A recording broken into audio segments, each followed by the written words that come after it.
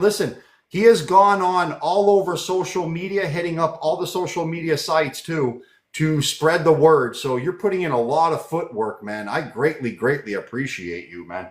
And thank you for coming here.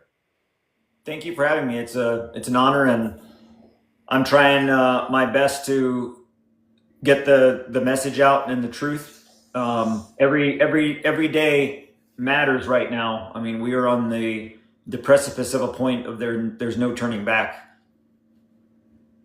Yeah, that's very, very sadly true. Would you like to give a really brief introduction? How long did you serve in the military? Your special forces, I believe, Green Beret and everything. Yep. So I commissioned from the United States Military Academy at West Point and went into the Army as an infantry officer. Led an infantry platoon in combat in Iraq, and then I went to when I got back, I went to selection for Special Forces and became a Green Beret, and spent the remaining 17 plus, almost 18 years as a Green Beret in Special Operations, and I had just retired a few months ago. Wow, that I mean that's very amazing, and thank you so much for your service. That's a long record. Definitely greatly appreciate you, and I appreciate your bravery in this situation right here because I know you've gotten a lot of blowback from your stance on this issue. So thank you. I'm sure a million people have a million questions for you, so I'll start it right up. Let me everybody please hit the follow button on the screen, and let me start with Diana. Hello, Diana. Hello, Eric. Hi, guys. So I'm gonna. Eric gave us one question, so I'm gonna ask it for a friend, and they're asking you. So after the experience that you had with Amir and Gaza, how do you think that the U.S. should like adjust the policies that they're implementing to help better protect the civilians there on the ground if they're going to continue the humanitarian, so-called humanitarian distribution with the Israelis? Since we know that the Americans are just as complicit in the ongoing genocide on the Palestinians with their contribution. So if they were to change anything, let's say that it doesn't go anywhere, what's something that they should really change in their policy on the ground?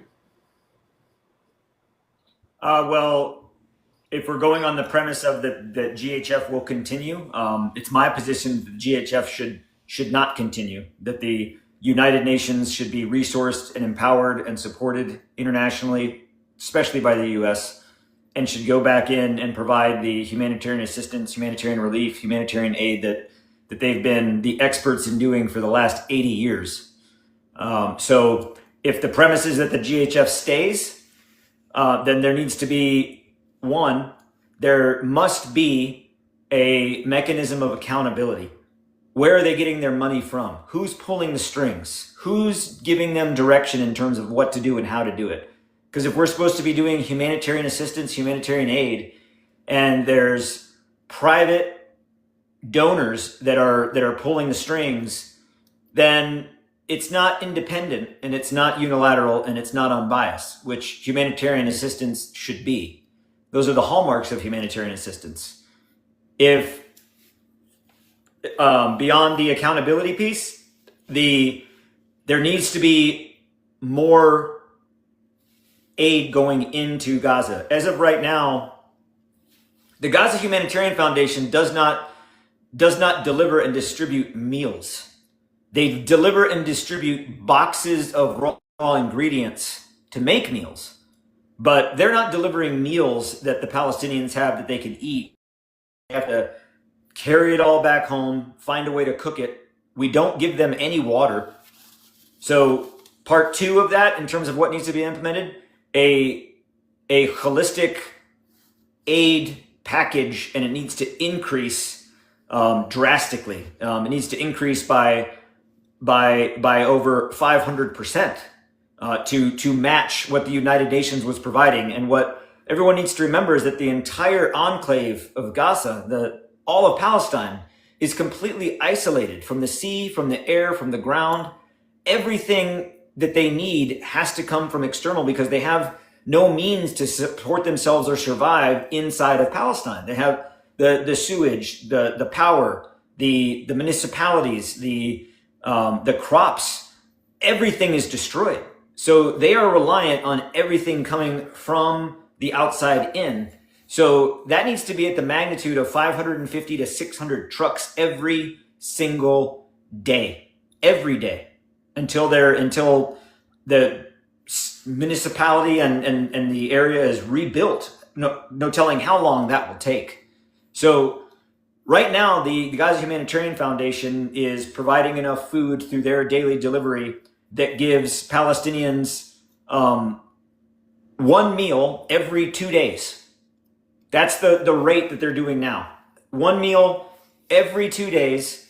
And those meals, by the way, in the prepackaged boxes of raw ingredients, rice, fava beans, pasta, flour, when all that comes together and you were to break that down into the equivalent meals per box, that's only 220 calories per meal.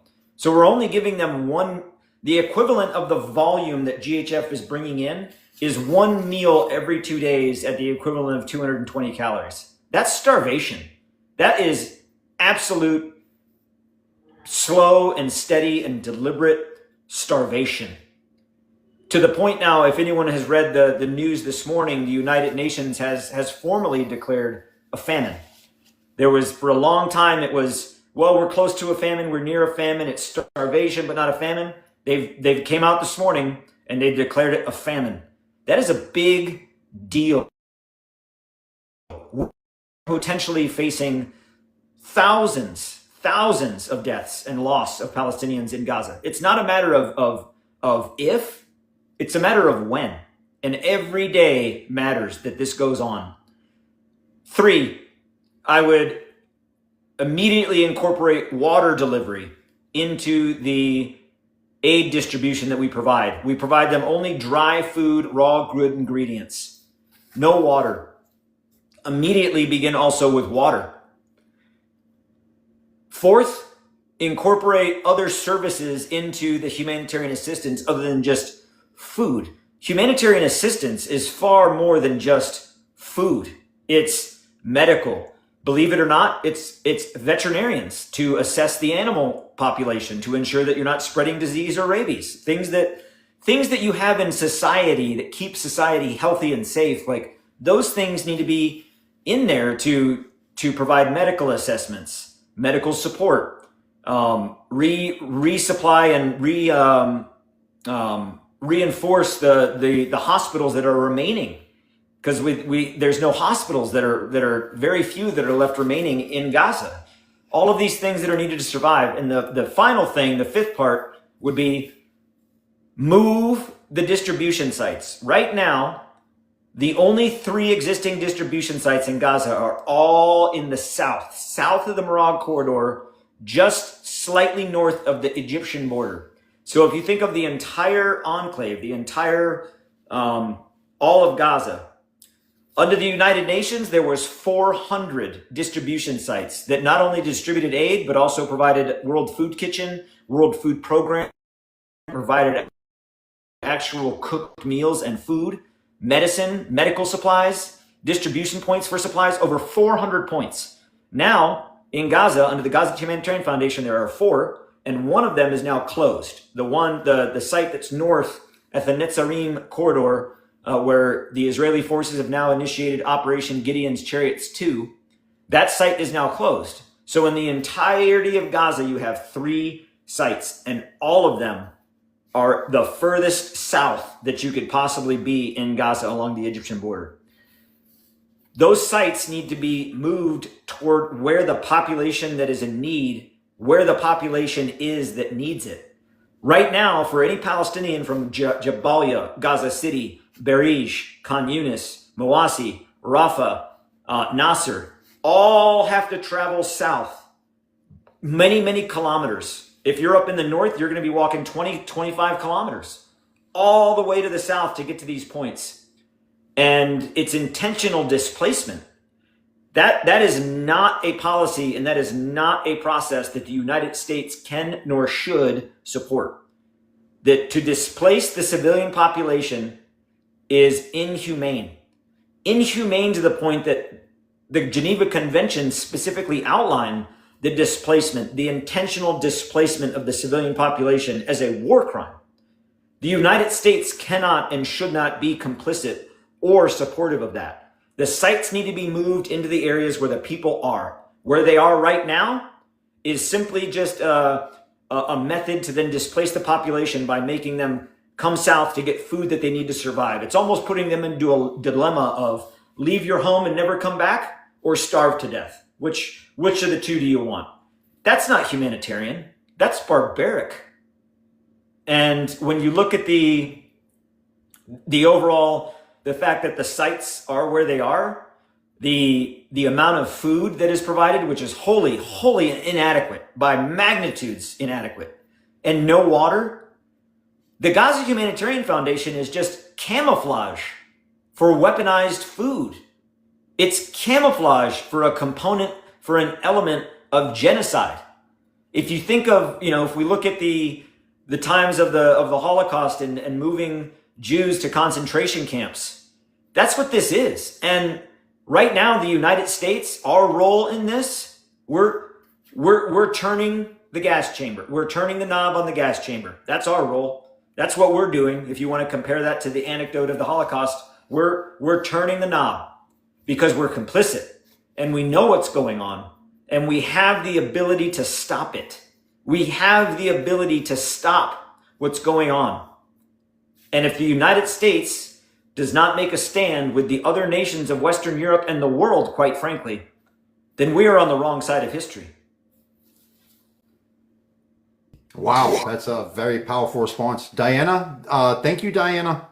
Yeah, thank you for answering that, and I agree with you. And just if you, the one that they just closed down, if anybody is watching what's happening, they actually installed snipers there today, to pretty much watch Jesus. out. So thank you for that. And by the way, I do talk to the lady, Amir's mother, the one that was taking care of him when he was growing up, and they still have hope. And I'm sorry, Eric, just one more thing I want to add is the fact that the whistleblower that came out today and made it very clear of what they do to the bodies, how they are literally picking them up and throwing them in the backs of the truck. I want everyone to understand that if you listen to everybody that's coming out and speaking, it goes together. And this is why Amir, Allah yarhamu, when he was martyred, his body was never found because they discard of the bodies just like that, throw them in the truck. They have people designated to do that. So put everyone's stories together and you're going to see a clear picture of what the American-Israeli distribution is actually doing in Gaza. But thanks again, and it was nice to meet you. I appreciate that comment you mentioned at the end there with the whistleblower that came out late last night, early this morning on CBS. For those of you that haven't watched it, I recommend going to watch that. CBS interview with the GHF whistleblower. This individual was another contractor who, he and I did not talk. I don't know him. I don't know him. But he was also there. He is a GHF employee that was a truck driver. And if you hear his testimony, one, about what also happened on site number 3 on the 28th of May, of which I witnessed and he also witnessed. If you think about that Amir's body that the family and the caretakers, they've been searching for, and they haven't found him at the hospital. They haven't found him at the morgue. No one's found his body. And the sad part is that we might never will find his body because of this process of the IDF and the contractors going out with trucks and loading up these bodies and disposing of them. We may never find him, but I hope we do. Jesus, wow. I didn't even know that. That's insane. Bestie, I see you. Mopeshi, I see you. Mazen, moderators. Mazen, our friend Mazen, the ambulance driver, would like to come up for a question too. Keep him in mind in rotation. Everybody, we always keep 2 people from Gaza up on the panel at all times. So if you wish to donate to somebody who is in Gaza right now, they have a timer next to their name. Just appreciate you very, very much. I'm going to get to Abu Tameen and then UDRF. Abu Tameen, my buddy, go right ahead for your quick question. How are you, buddy? Eric, how are you, my brother? I love you. Officer, thank you for coming. We appreciate what you're doing.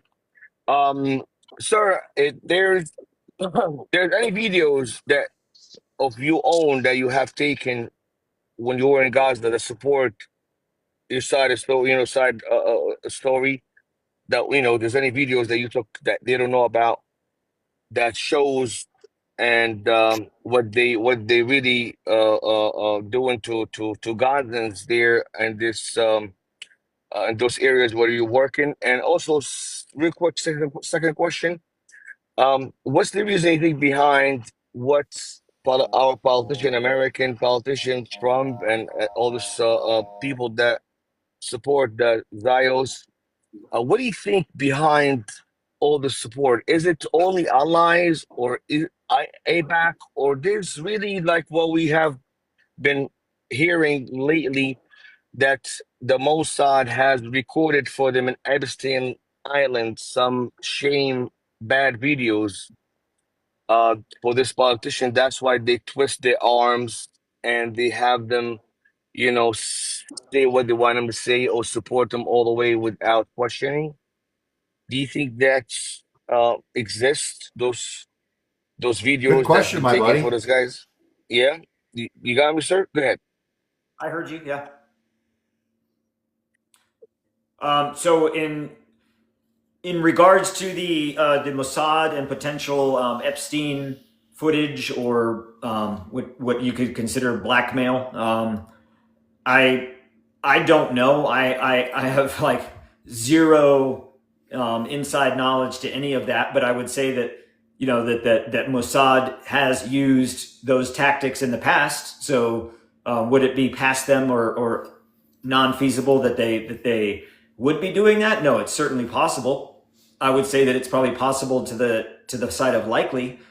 I don't know what that would entail, but I'm sure that there's at this point, from what I've seen from most politicians that refuse to acknowledge what's going on in Gaza, to the point to where they not only don't acknowledge it, they go to the extreme other way of saying, there's one thing to say to not acknowledge there's not starvation, but to openly come out and say that there's no starvation, to openly come out and say that the IDF do not shoot at the civilians.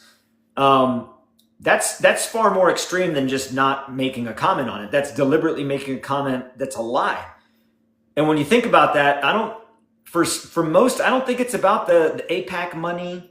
I don't think it's about the they know or think anything else that the world doesn't. What we've seen, there's something else there. There's something else, another string being pulled, if you will, that's preventing some from coming forward to state what they know to be true.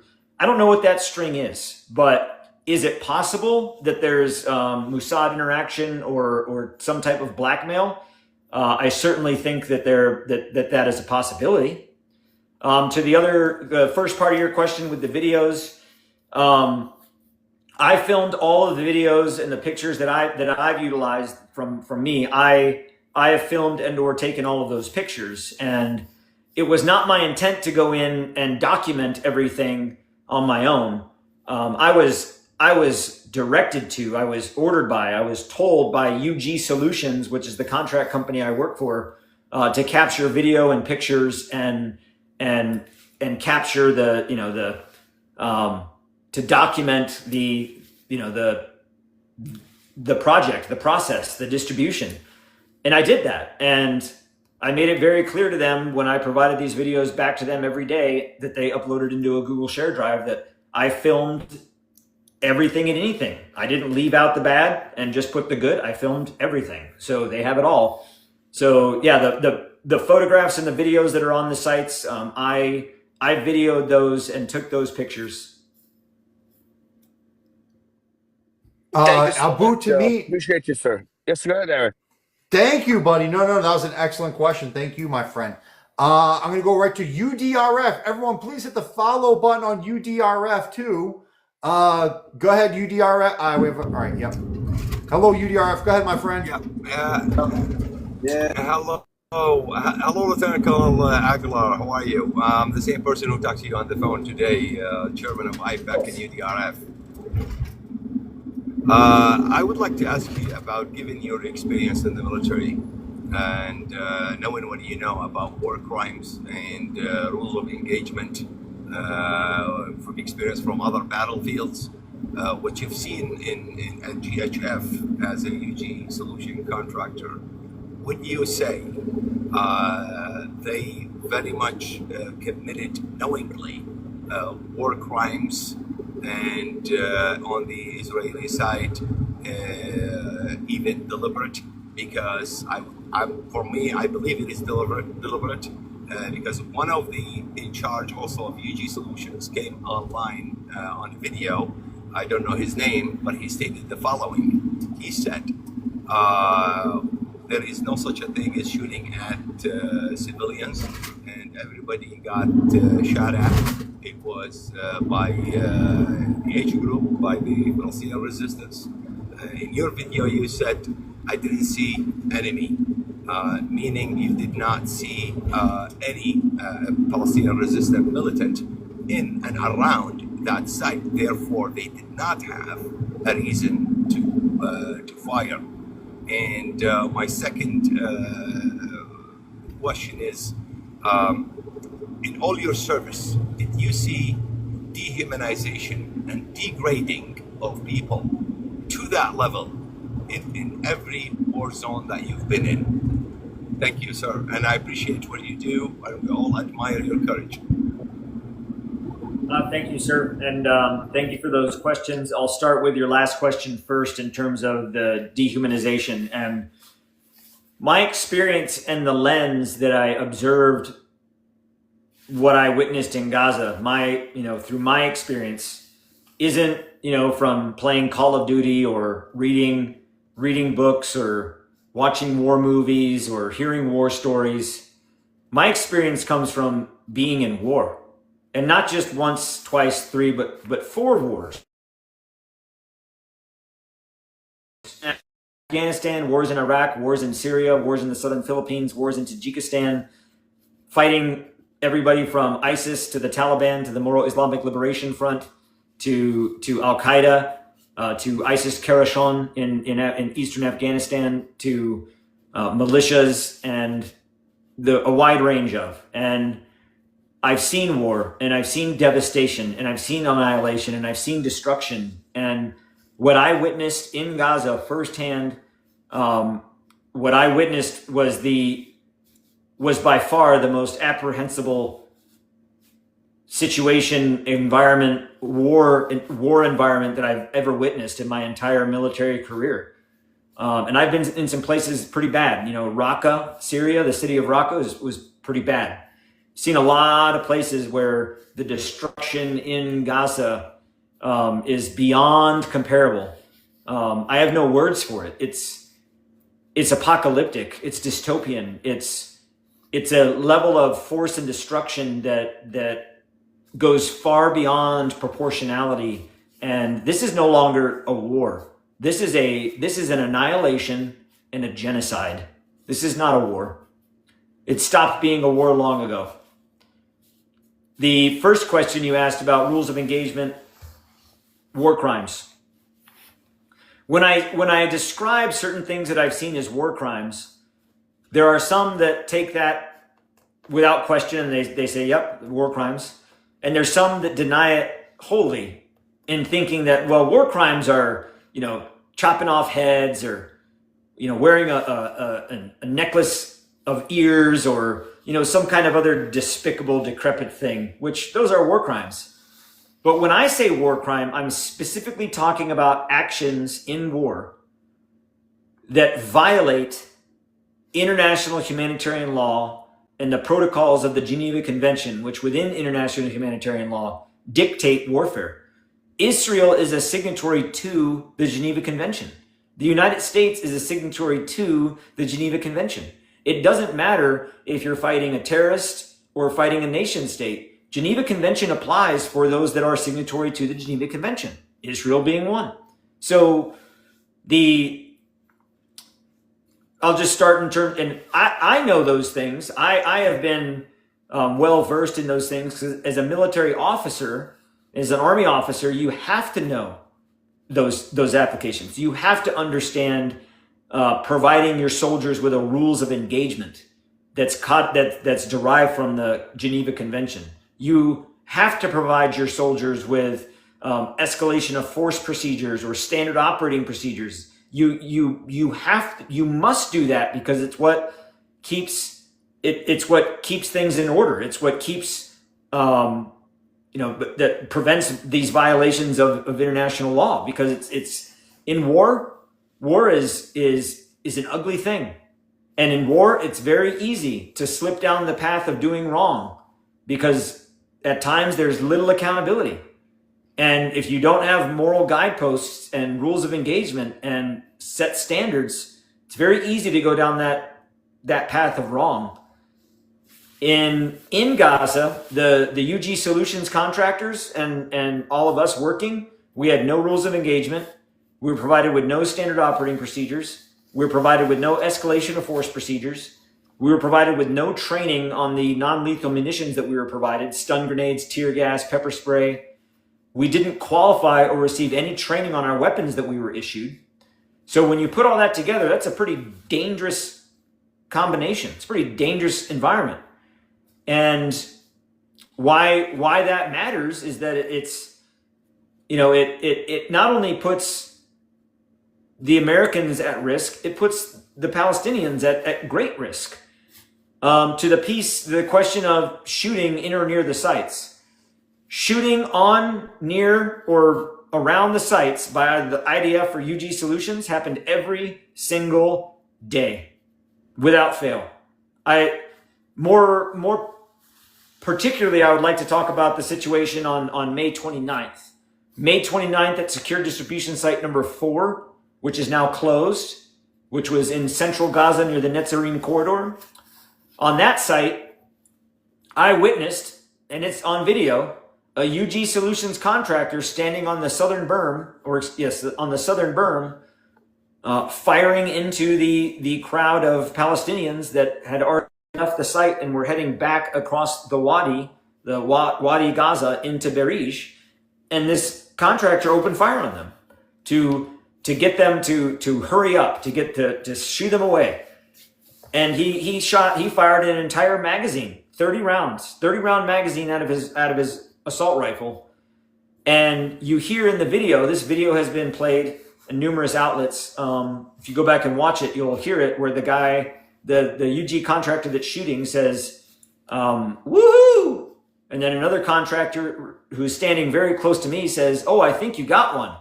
And then the other contractor responds with, hell yeah, boy. So does shooting occur at, near, and around the sites? Yes, every day. And anybody that says that it doesn't is just an abject liar. Wow. I did not know that. No kidding. UDRF, thank you very much. Abu Adam, thank you so much. Now our friend, everyone please hit the follow button on UDRF, but also hit the follow button on my buddy, Mo Pesci. Mo Pesci, live show host and also a friend of mine. Mo, thank you for swinging on by, buddy. Go right ahead. Thank you for having me, man. I made it nice and early. I had my daughters with me, so I made them hurry up and skedaddle over here. Lieutenant Colonel, pleasure to make your acquaintance. I'm very familiar with contracted services. I've worked with L3 in the past, so I'm very familiar with how that works. I'm sure you're familiar with L3. I have a question for you, and it's a tough question, and I play devil's advocate all the time because clearly you're going to have some of our haters, so to speak, look back and say, you know what, this guy was terminated. He's only coming out now and speaking about it because he was begging for his job, and I think you heard this narrative before while you were actually in a live debate. And so I would love you to just clarify for us. I'm going to ask you a hypothetical. Hypothetical is this. You had a contract renewal and you were able to renew it. Would Lieutenant Colonel Aguilar still have come out and spoken out against what he saw? The last part of your question cut out. You were asking if there was contract renewal, would I have what? Would you have still come out and spoken out against what you saw? So yes, I was committed and firm in doing so. I didn't necessarily know how that would be. My first step when I returned home was not going to the media. I I have not reached out or sought any media at all. Not a single platform. That I've been contacted and asked if I would like to speak, and I have. I have not reached out to any social media platforms or media platforms. Would I have stayed? No. I resigned from my contract on the 12th of June. I was asked by UG Solutions to reconsider potentially a different job, and I had to think on that. And I could not be a part of it any longer at that point. I wanted to leave after the second day, and I'll tell you why. On the 26th of May, Jake Wood, who is the director of the Gaza Humanitarian Foundation, stepped down. He resigned in protest over the what he saw as clear failings within the planning and prior to execution. He stepped down. Johnny Moore, the current GHF director, took over from him weeks later. On the 27th of May, the number 2 man in charge of the whole contract in Israel stepped down in protest. It was very hard to stay and continue to witness what I witnessed and be a part of what I was a part of. But I still felt in the beginning that I could affect change, that I could, through my experience, through leadership, through planning, through working hard, that I could affect change in terms of how we were doing things. When it became apparent to me, when I was told very pointedly that we worked for the IDF, that that the IDF was our client and we worked for the IDF and they gave all the orders and what we were doing, I realized that I couldn't be a part of it anymore, because it wasn't an American independent unilateral aid operation. It was an operation directed by the IDF. We were essentially another unit, an appendage within the IDF. So the decision to leave, and having left, when they offered me, like, hey, if you would like to stay, can we offer you a different job? My initial thoughts behind that were that it would need to be a job or a position that put me in having the authority to dictate and provide a rules of engagement, standard operating procedures, escalation of force to determine how we did distribution on the sites. And that wasn't something that they were willing to entertain. They wanted to keep things the way that they were. And I couldn't be a part of it anymore based on the way things were. So if I understand what you're saying, you basically were operating at the pleasure of the IDF. You weren't really a neutral party, just there to do what you do. You were there basically as an extension of the IDF in a different uniform. That's exactly correct, sir. Okay, I just wanted to kind of simplify that for the audience. I appreciate it, and thank you again. Thank you, sir. Oh, that was actually Mo. Thank you for the great question on that one. That's a good one. Mo, appreciate you as always, my buddy. Everyone, please hit the follow button on Mo Pesci, who has a PhD now.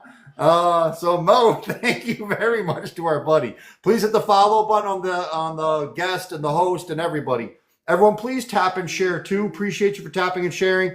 Please, when you come up, remember one short question and all that. As always, guys. Our next guest, super appreciate our next guest who's coming up here for a question. This person has been on television and everything. This is Mustafa Shulman. He's from Jordan, a bold activist who spent over 22 years defending Palestine as a cause for humanity, and he's been on Al Jazeera, CNN, and BBC.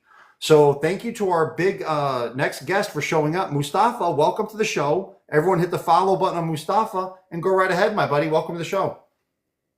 All right. Thank you, Mr. Eric, for the guest, and thank you, Mr. Anthony, for whatever you've done before this live.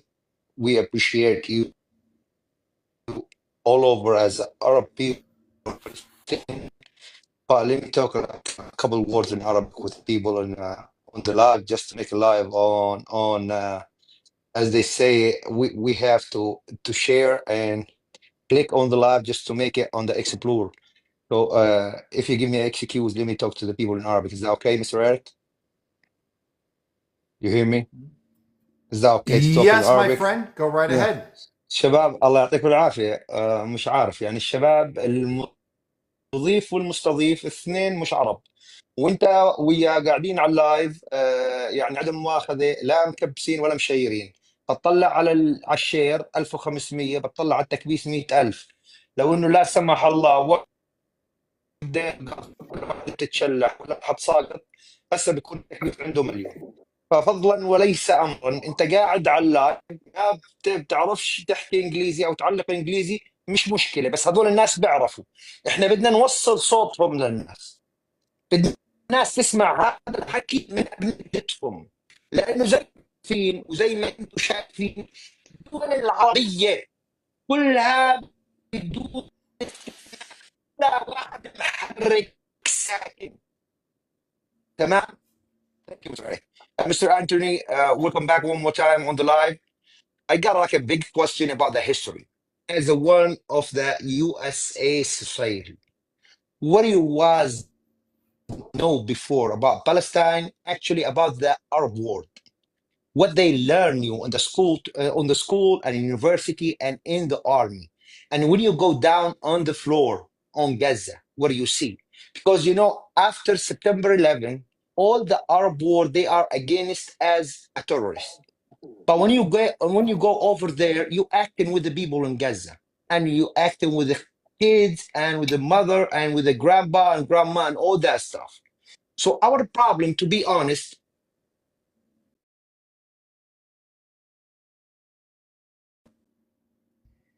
our problem Mustafa, is Mustafa. I'm sorry, your connection broke up there for the last little bit. You okay. broke up for like the last 10 seconds. Could you repeat the last 10 seconds, my friend? Sorry Okay, about no that. problem. Is it my connection or his connection? No, it's your connection. It All was right. one Is it red is bar. it You're good now, though. You're is good now, is it though. Go ahead. okay? Okay. So let him be there. Mr. Anthony, our problem right now with the United States and Europe society, they don't know the truth about the Arab world. As you know, the problem is not started in 7th of October. The problem was started in the back 1984. Shabab, excuse me guys, I just want to know about my connection. عندي الصوت سيء كثير، انا شابك واي فاي وعندي التغطية فل. Give me 1 second, let me double check with the people if they hear me now is good. Okay. So right now the problem is not starting on 7th of October. It started like 70 years ago. 1948, they started killing the people in Palestine. And about the starvation, it's not starting after 7th of October. It is starting from like 2007. The people right there in Gaza, if you don't know, you had to know. The people in Gaza, they had no water. Not from now, 2007. And they don't have electricity, though they don't have an internet, they don't have a freedom actually to move. If they want to go across the border from Gaza to Egypt, they have to buy like more than $10,000 for each person. So this is the question right now: how you can participation to raise the awareness for the people in the United States. We want to help you, like from now, and Mr. Eric, as he will already done, we want to help you to raise the awareness for the American society, because there is 100 million people, they don't know the truth. Because as we know, the Israel, they already control the media. As the ABAC, as the Zionists, all of them, they are controlling the media. And you know, by your eyes, when you get in the floor, there is everything you know before. It was not truth, right? So now, when you see in the truth in your eyes, how you can help us to raise the awareness on the Palestinian case all over, not just Gaza and West Bank, what happening like for more than 70 years. Are you got a Mustafa, that's a plan? great Yes, sir. question, my friend. I appreciate that, man. Mr. Uh, Aguilar. Go ahead, sir. Thank you. So in terms of the kind of the two questions out of there, I'll answer the latter one first in terms of the raising awareness. And every voice matters. Every voice counts. Every phone call, email, letter to your representatives in Congress, representatives in your state, it all matters. This is, and what I will repeat as I repeated in the beginning, every day matters. As we speak right now, as we all sit here on this platform, Operation Gideon's Chariots 2 is ongoing in Gaza City. Many Palestinians will die, not only of the bombing and shooting, but also from continued starvation. And as all the Palestinians are pushed south to what is now being constructed, the humanitarian transit areas down in the south, this is step one in the final solution.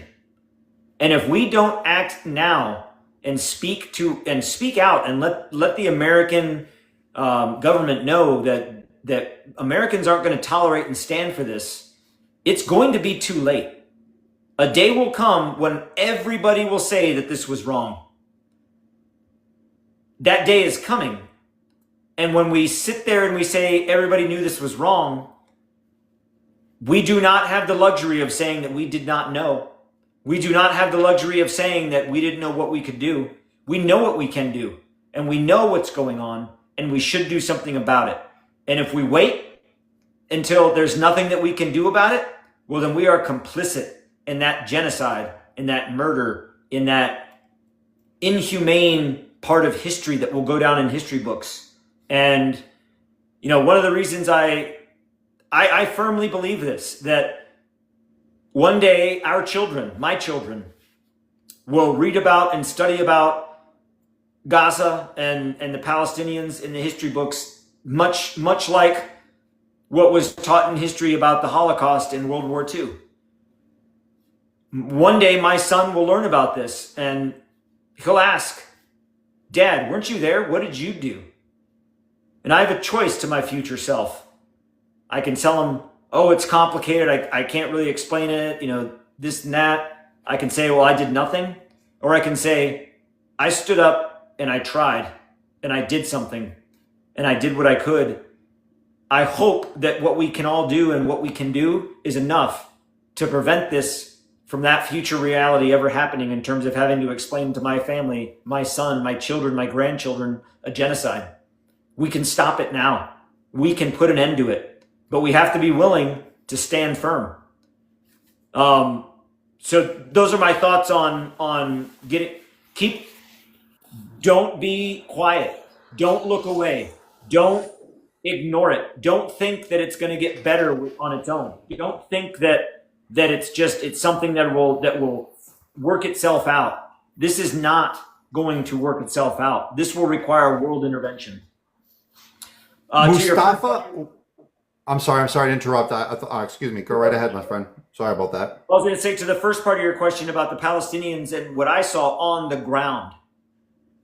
What I saw on the ground were human beings, wonderful human beings, kind human beings, determined human beings that are living through a living hell, that are still kind. This was on distribution site number 4. I was there. These are my photos. I took this photo of this boy that day. These are the Palestinians I know.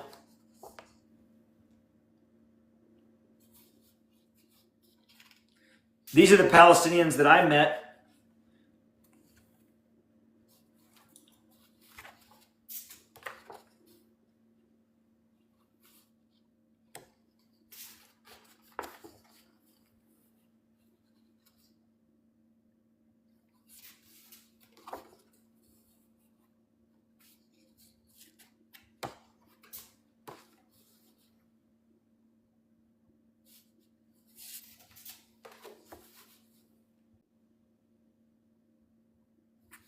This last picture here, this is Amir.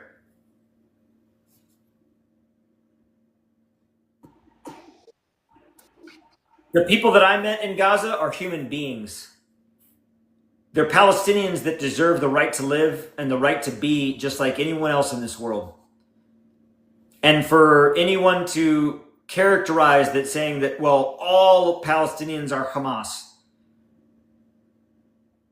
that's a lie. The people, the Palestinians that I met, on one occasion, one of the UG Solutions contractors threw a stun grenade into the crowd where I was standing near some Palestinians, and it detonated. And it was the stun grenade emitted tear gas. And the individual, the person that helped guide me out of this plume of tear gas, who he himself had been hit with tear gas. We both got it. And he was helping me out of this and pulled me over to the side, and we were both, trying to wipe the tear gas out of our eyes. That was a Palestinian that was there getting food. That's the Palestinians that I experienced. That's the Palestinians that I met. And I was at every site, days on end, at every site. Those are the Palestinians that I met. Mustafa, thank you very much for the question. Sorry I interrupted you. And I have a question from Mazen. However, is somebody up here that can translate? Blue Heart Girl, thank you. October, I'm going to go right to you, my friend. October, welcome to the show. I do need a translator for Mazen. Moderator says timer's running out, but keep Mazen up here. Mazen has a question for our guest. Mazen is in Gaza, so October is microphone off right now. Let me get to my buddy Inside with Sam then. Inside with Sam, how are you? This is my friend. Everyone, please hit the follow button on Inside with Sam. Sam, oh, there you are. Microphone, there you are. What's up, my friend? Go right ahead for your question. Yes, nice and clear, my friend. What's up, Eric? How are you? Thank you for having me. Lieutenant Colonel, thank you so much for doing all this and, giving up your time for us and explaining everything to us. It's an honor to have you. And I'm so happy that God has lifted the evil off your eyes so you could see the truth. Not a lot of people, unfortunately, see that, but you do. 2 questions for you I have, if I may, sir. Yes, sir. The first question is, what did you take from all this? What is your experience that you took from this that's going to stay with you for the rest of your life? In terms of the whole Emir and the Gaza thing, right? That's the first question. The second question I want to ask you is, what do you think from your experience? What can we do? What needs to be done? What's going to make the change? What's going to, move things around a little bit better than what we're doing now? In terms of peaceful protesting, all this stuff that we're trying to do, what is it that we can do that could be better, more powerful, more. Yeah, in terms of what can we do? Continuing to be a voice, continuing to not look away, continuing to not allow our elected officials and our government to look away, not accepting lies and narratives that we all know are wrong. When anyone comes out and says, "Oh, there's no starvation, Hamas is just lying to you," well, that's a bold-faced lie. There is starvation. Don't accept the lies. Don't accept the false narratives. Stand on what you know to be true and make your voice heard. Take to social media and continue to spread the truth. Take to social media and contact your elected officials and U.S. government officials and let them know we don't tolerate this. My very first stop when I got home from Gaza, again, my intent was not to go to the media at all. My first stop, I went to the Capitol and I talked to congressmen and senators in their offices. And I showed them the photos and I talked to them about the situation. And for everyone that I talked to, I said to them, and some of them took it very seriously. I think they all took it seriously. Some of them took it to heart. Where their response, I said to them, don't look away from this. Don't ignore this. The United States is complicit in this. So continue to make your voice heard. Continue to stand up on what you know is right. Don't back down to false narratives and lies because tomorrow is too late. Tomorrow is too late, and it's gonna be too late soon. To your question about what has stuck with me or what will stay with me, of all the horrible things that I saw, the destruction, the absolute annihilation of the land and of the people, and the suffering and the starvation and the killing, or the unaliving. Sorry, I don't want to get the unaliving of people in Gaza. What will stick with me most is the heart of the Palestinian people, their kindness, their resilience, their joy as a people. They're just wonderful people. That their spirit, and in the face of everything that's going on, can be grateful. You saw some of those pictures where that young boy was picking up food off the ground. He didn't get a box. He didn't get a box of food or a meal or candy or cookies. He was picking up dry noodles off of the ground and separating the rocks from the gravel out of his noodles and putting them into his backpack. Why? Because he was there getting food for his family. And his response to it wasn't complaining or angry. He gave me a thumbs up.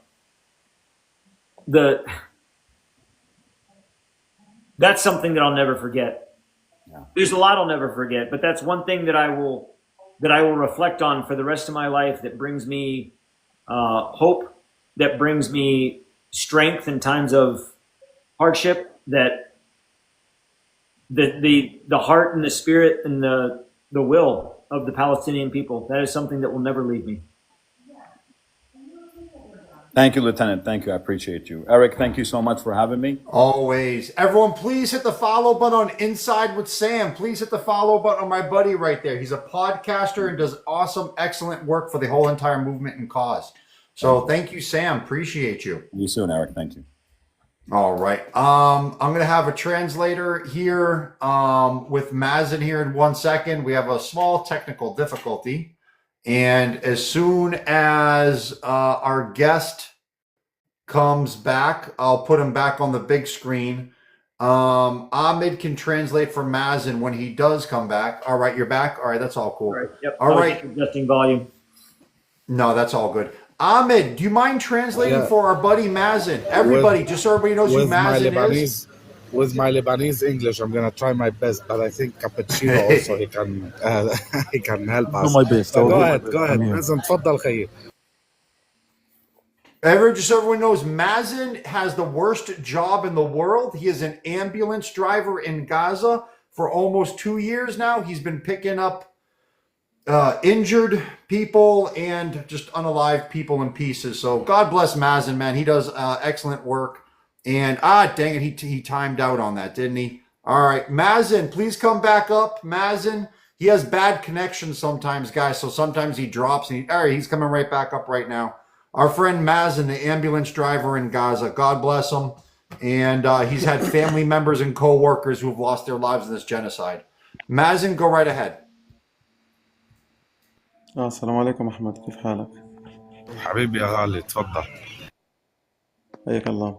بدي أسأل الضيف، احنا بالنسبة للناس اللي بتموت في المساعدات عن طريق الشركات الأمريكية، فيهم يرفعوا قضايا على هذه المؤسسة؟ يعني في جهة رسمية بتم رفع قضايا؟ لأنه أنا ابن عمي امبارح قتل، كان في منطقة نتسريم وقتل في طلق في رأسه من طريق قناص من الناس اللي كانت بتأمن المساعدات.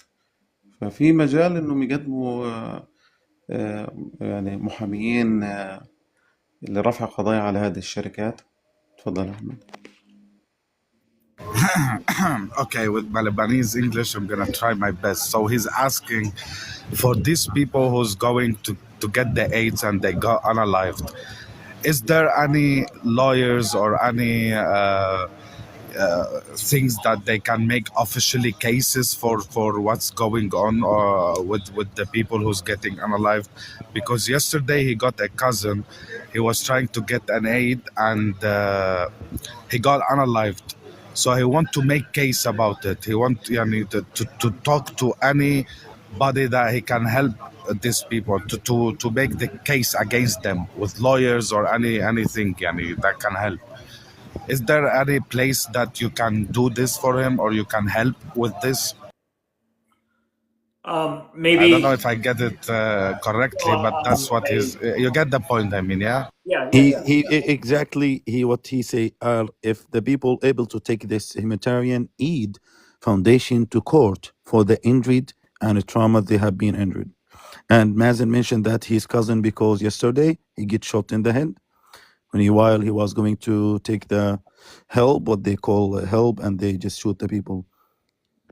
If I'm right, Ahmed, it was correct too. So, so the answer to your question is yes. The people of Palestine, Palestinians, can and should take legal action. I am involved with a larger, more government level investigation and lawsuit into Gaza Humanitarian Foundation, where some of the other declarants or people on the declaration for the lawsuit are Palestinians. I don't know what the process is to do that. There's the International Criminal Court. There's another organization. There's organizations out there. I'm involved in quite a few of them, actually, that different organizations are doing this on behalf of Palestinians, on behalf of other entities, Médecins Sans Frontières. So I think that it can and should be done. Yes, I know it can be.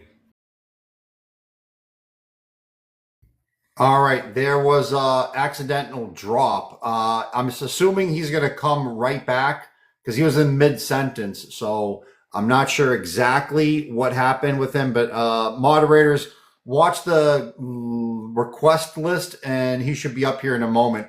Bestie! Man, was that bad timing for Bestie? All right, so he'll be up here, I'm assuming, in a second. When you message, and I was so emotional, and I had to okay, right now I cannot ask. So I'll wait for him. I cried, and There then he is right here. It's all good.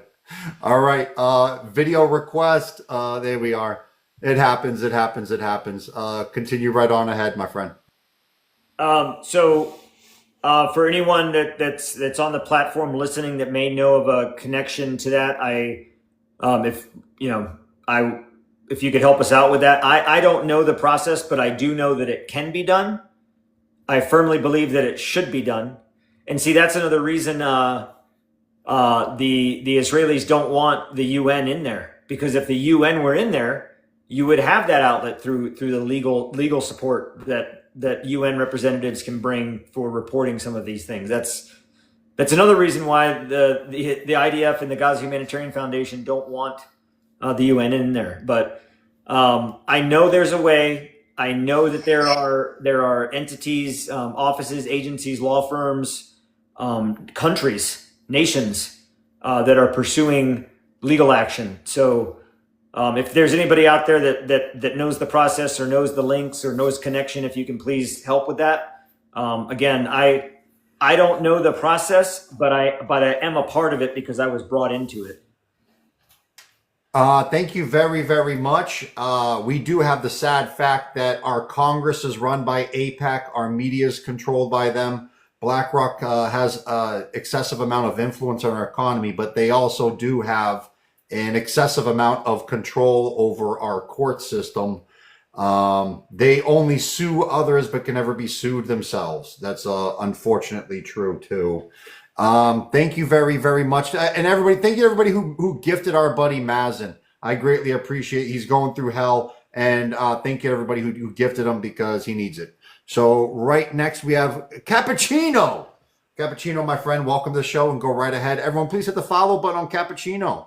So much love, respect for everybody. Thank you a lot because he said already mentioned the word. It's matter, the action is matter. Whatever we can do, our effort. So I was late a little bit because I don't know if someone asked us a question. So it was going in my brain. With the knowledge you have already, would you have voluntarily with Gaza Humanitarian Foundation again? Second question: with the knowledge you know now about the Palestinian exactly have to face, do you believe Palestinians have the right to defend themselves against the Zionist occupation? The second things, what do you think a free Palestine look like? What are your thought exactly about the people who support two-state of solution? Because always when we have a like debate with any Zionist, always will come, you condemn Hamas, you condemn the Palestinian resisting, you condemn what they are doing, the Palestinian, even I'm occupying you since like 100 years, you can't breathe, you can't say nothing, we need just to surrender to them and to be a slave. So it's what important for me. The second question, what about Palestine, especially after you have visited Palestine and you believe, or what you thought now exactly after you face what you face now in the ground in Gaza? Because I believe 100% before you go there and volunteer or you work in the ground to see what you have seen, I don't think it was your thought or what you was thinking or the idea or the image about the Palestinian or the case was going on, the same what you have now. So do you think the Palestinians, they have the right to defend themselves? Cappuccino, great question, my friend. Thanks a lot, bro. I'm late. I don't know if someone asks question, but I really want to No, hear. you're good. You're good. You're good. And I want him to know that I have so much respect for you and all the brother and sister. We keep talking about Palestine and all the way. So you did a great job, and I really respect you a lot. And keep going, brother. Thank you for the question, sir, and thank you for joining. And yeah, you're great question. So I did not know. Let me rephrase that. I knew a lot about Gaza and Israel and the situation overall based on what I got from Western media, what I got from the news, what I was told. Seeing it with my own eyes and being there and understanding what's going on, having been there, first person eyewitness, so to speak, did change a lot of my perceptions and how I feel. So to the first question, do the Palestinians have the right to defend themselves? Absolutely. Any persons or identity or group or nation state or pseudo state has the right to defend themselves. In terms of the solution and the diplomatic or the long-term political diplomatic solution, I don't really. It's been worked on by so many people that are far smarter and informed than I am. I don't know what the solution or what the answer is, but I do know that no matter what the solution is, whether it's a two-state solution or some type of coexistent state solution, I don't know what that solution should be. But what I do know is that there has to be mutual respect, human dignity, the diplomacy and politics should reign supreme over fighting wars. No one wins in a war. No one on the other side is winning. This is a loss for everybody. This is a loss for humanity. So whatever that may be in terms of a political or diplomatic solution to what the nation state or what the entity of Palestine should be, I'm not educated enough in that to answer that in a way that I think would give it respect and credence. But like I said, what I do know is that regardless of what the solution is, there must be dignity. There must be recognition of the Palestinians. There must be recognition and agency for the people of Palestine to exist in a way that they have mutual respect and human dignity. That has to be. The notion that that Israel no longer occupies Gaza and now they're going in to reoccupy. since Israel has gone into Gaza years and years and years ago, they never left. It's not ever been unoccupied. They're surrounded and closed in by a fence and a border. Israel controls the air overhead, controls the water, the maritime, controls the land. They're still occupied. They're just occupied from the outside. Now they're going to be occupied from within. So first and foremost, there has to be mutual respect and respect of sovereignty of whatever that solution may be. But without the bottom line of having the respect for sovereignty and respect for existence and recognition, then we'll never get anywhere with this. We respect you. Cappuccino, thank you very, very much, my friend. Thank you, Cappuccino. And Yes, let me Chip just- Barnes, my buddy. Eric, I will Chip- just get 5 seconds. Can I get 5 seconds before I leave? Go right ahead. Our response to him, we just Wow. respect you honestly in answering my question or our question here. Thank you for what you have been able to do for our people in Gaza. Thanks a lot. Thanks, Eric. Thank you, sir. Always, my friend. Hamburger. Thank you, super big to Hamburger. I've never seen that gift before. That's a brand new gift. Damn. All right, Chip Barnes, our buddy Chip Barnes. Chip Barnes also served in the military during wartime too. Chip Barnes, I'll let you introduce yourself further. Everyone, please hit the follow button on Chip Barnes. I'm sure most of you are already following him already. Chip, what's up, buddy?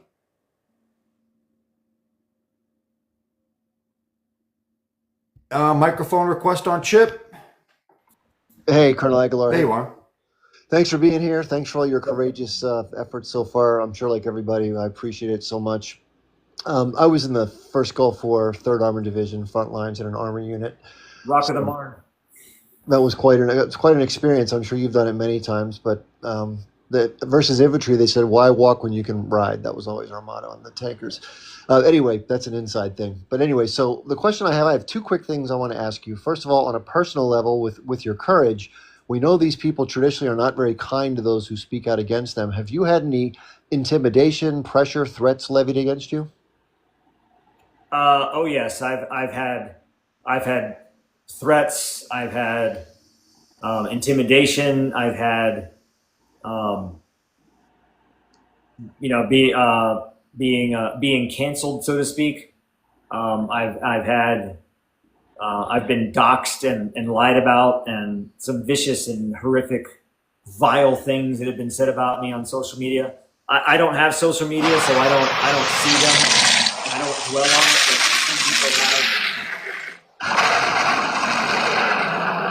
but some people have mentioned to me that some of the things that are said online, and and it in no way weakens my position or in any way intimidates me. It only emboldens me and strengthens me, because I feel that if there was no smearing and no hate and no pushback and no attempts to discredit me, then that would be likely because they weren't worried about anything that I'm saying. The fact that they've taken so much of an effort, GHF hiring a PR firm and more lawyers, and UGS hiring a PR firm and more lawyers, and this constant cycle by GHF and UGS to improve their image, is, to me, clearly indicative that they have something to hide. That what I'm saying is correct, and they don't want the world to hear it. But intimidating me or smearing me or calling me a liar or a traitor or calling me Hamas, it doesn't matter to me. I know who I am. Yeah, that's awesome. Well, I hope you stay safe and sound, because we all, you're an important voice and we really appreciate it. One last thing. My take from the beginning of this is only military intervention will stop the inertia of the Israelis with the American and Western support. What are your thoughts on that? And if you agree, what can we do to possibly help push that? So I believe that there is hope in that Israel will see the right side and stop, and without having to have some kind of international coalition or alliance to stop them militarily. I believe there's still hope to do that, and what it will take is a united stand. So Germany just revoked the shipping of weapons. France and Canada and Germany and Australia have made suggestion or leaning toward Palestinian state recognition at the UN General Assembly in September. Those are there's the international community is now delivering airdrops into Gaza. Those are good steps, but it's not enough. There needs to be a united front. The United States needs to be a part of that united front in standing firm with sanctions, stopping with weapons shipment, standing firm that Israel will be held accountable for what's going on. So I believe that there's hope for political and diplomatic interference into this to stop it. If military action had to be taken, it would be costly and it would be deadly, and that would be a travesty. But I firmly believe there's hope for a diplomatic solution. But it requires you can't be wishy-washy. The United States can't be at one point saying, well, there's starvation, but in the next breath saying, yeah, go ahead, the IDF, go ahead, Israel, go do what you want to do. The narrative, the message has to be firm, and it has to be united, or it won't work. No, I agree. Hey, by the way, thanks for meeting with Senator Chris Van Hollen. He's my senator. I like Chris. Yes, he's wonderful. I had a wonderful meeting with him. He's really good. Good man. You got a good senator. Absolutely. Well, thanks a lot. Good luck and stay safe. Thank you, sir. Everybody, please hit the follow button again on our buddy Chip Barnes. Chip Barnes is great. And yeah, I'm sorry. Listen, everybody who's been on this project has gotten threats. I've been called every name in the book, a T-word supporter and everything. I really don't care. Luckily, I'm on social media. On social media, there is no cancel culture, and attempts to cancel culture people on social media end up backfiring and only make us more popular. So that only works on mainstream media. I encourage them to try to cancel culture me. I love it. So Ahmed Solis, my live show host buddy. Everyone check out Ahmed Solis's live shows. Great live show host. Hit the follow button on Ahmed Solis. And Ahmed, go right ahead, my buddy. Go right ahead. Thank you, brother, for having me. My question is, Mr. How can the U.S. play a more active role in ending the suffering of Palestinians beyond military and political support for Israel after your experience in Gaza?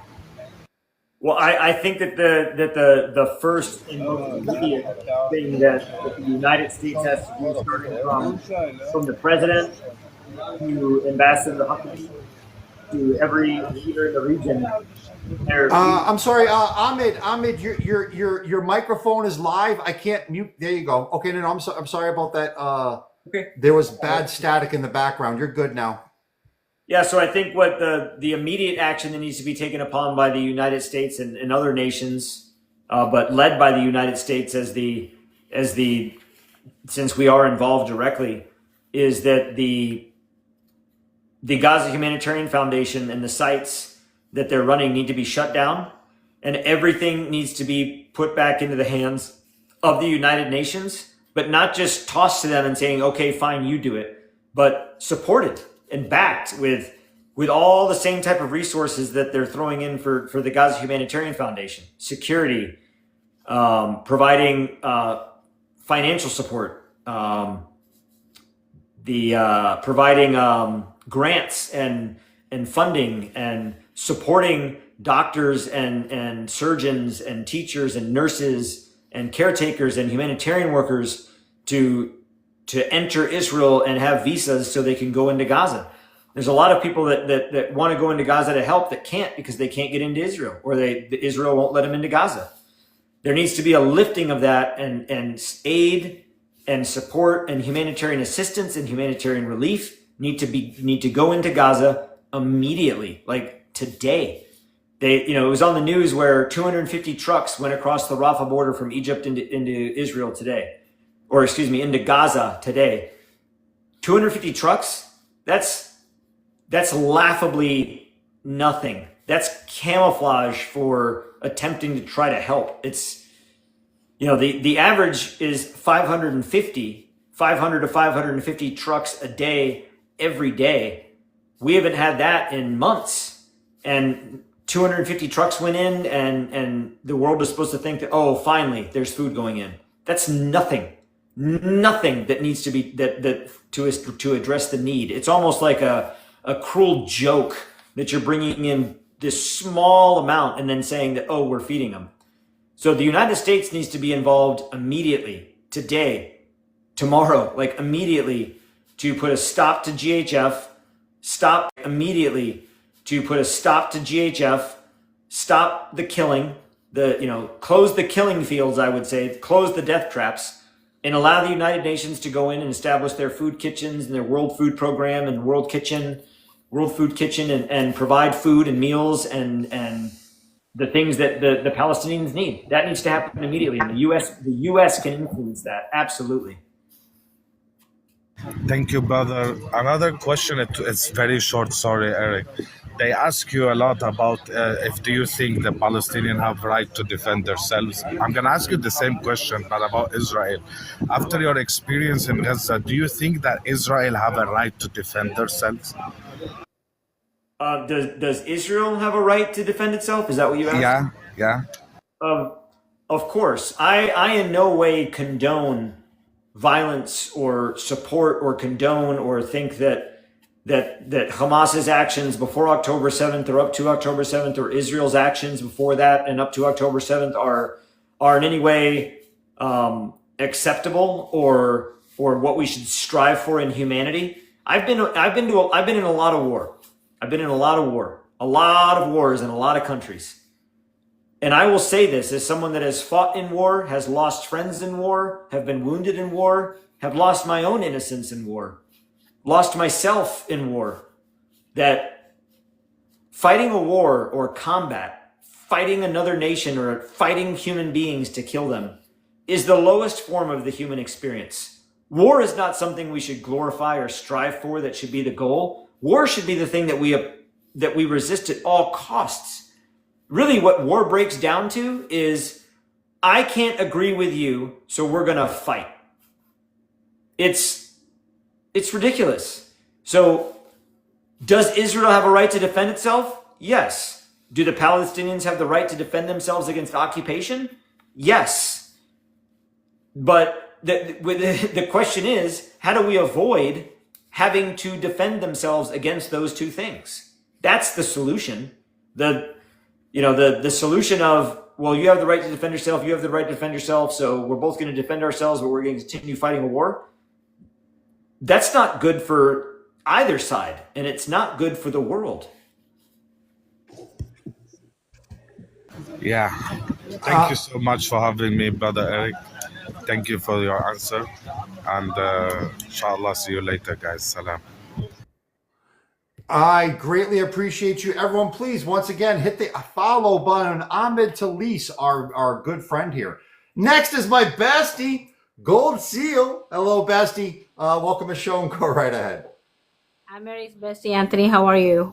I'm well, thank you. How are you?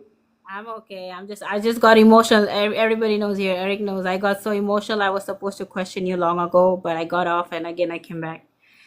So Coming back. Can you hear me?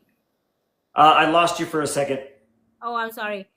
No, I just asked how you doing now. Like, after how long has it been? You were back a month, like.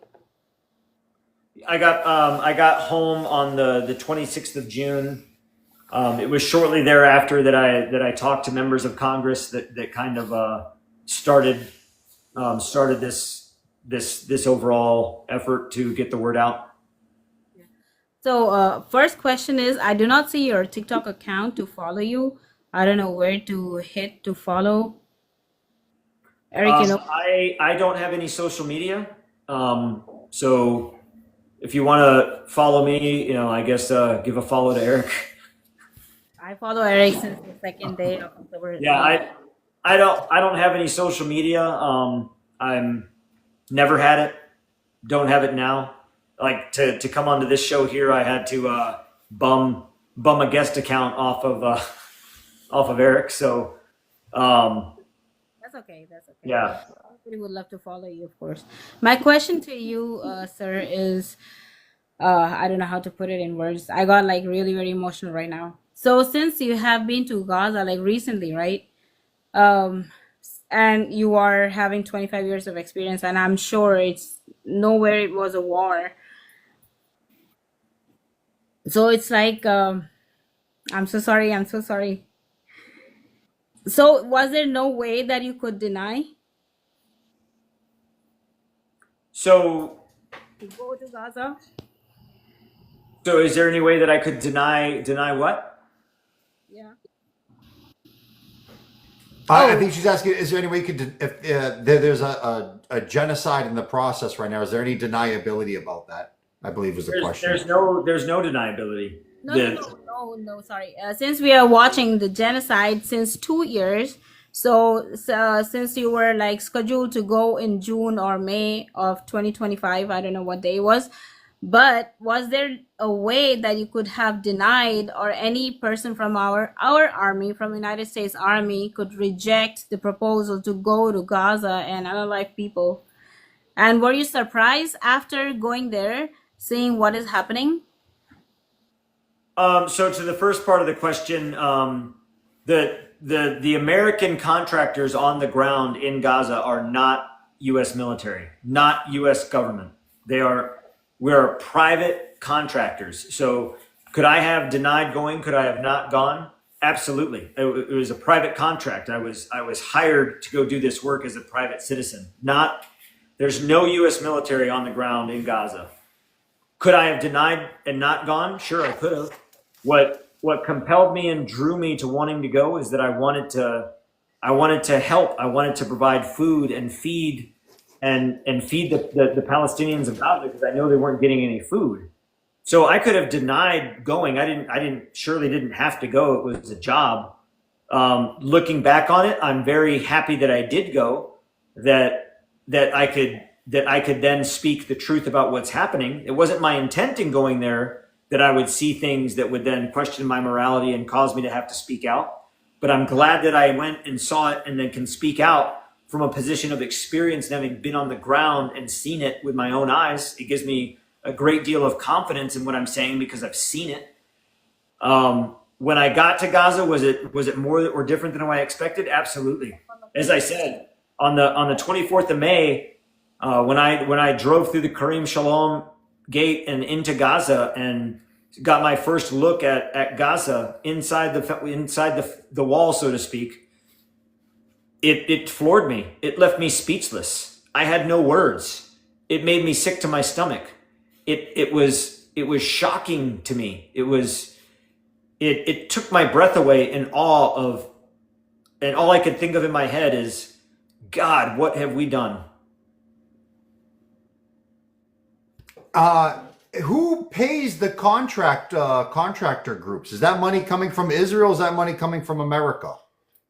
Or is that private? So that's the piece. Now you got, Safe Reach Solutions and UG Solutions are private companies, private for-profit money-making contracts. The Israeli government is the client. They are the ones that hold the contract.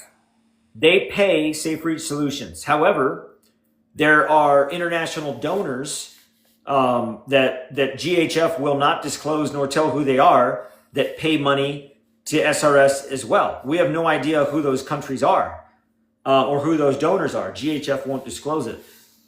But now the United States is giving them money. We gave them 2 weeks ago $30 million from the U.S. State Department. Your taxpayers' dollars, America. Your taxes are going to this. $30 million from the State Department through USAID to the GHF to continue its operations. So the United States is now in part paying for this. Your taxpayers, your tax dollars, America, are paying for this genocide. Wow. Gold Seal, Bestie, thank you so much. Appreciate you. Magic is up next. Magic is a school teacher. Magic, appreciate you swinging by. Everyone hit the follow button on Magic. Hi, Anthony. Thank you so much. Thank you for your service. Thank you for being here and educating us all and sharing your experience. As a school teacher for New York City Public Schools, I see how conflict affects children. And you said what stays with you is the heart of the Palestinian people. And with veterans like Josephine Gilbo and yourself and other veterans speaking out, and the United States involved while the violence continues, many Palestinians, including the Palestinian hostages, they have asked for freedom and for the end of the occupation. So my question to you is, how do you make sense of Israel saying it's defending itself compared to what you saw on the ground? And what message do you want people to take away from your experience with Amir? So the question that was asked of me earlier, do I believe that Israel has the right to defend itself? Yes, I do believe they have the right to defend themselves. Is what they're doing in Gaza now self-defense? Absolutely not. What's happening in Gaza now has long since departed from self-defense, proportionality, or just war. This is annihilation. And part of the reason that seeing what I saw on the ground, witnessed and know that the IDF as they fight now, this is vengeance. This is annihilation. This is genocide. This is destruction. This is wiping the Palestinians off the face of the earth. That's what they want.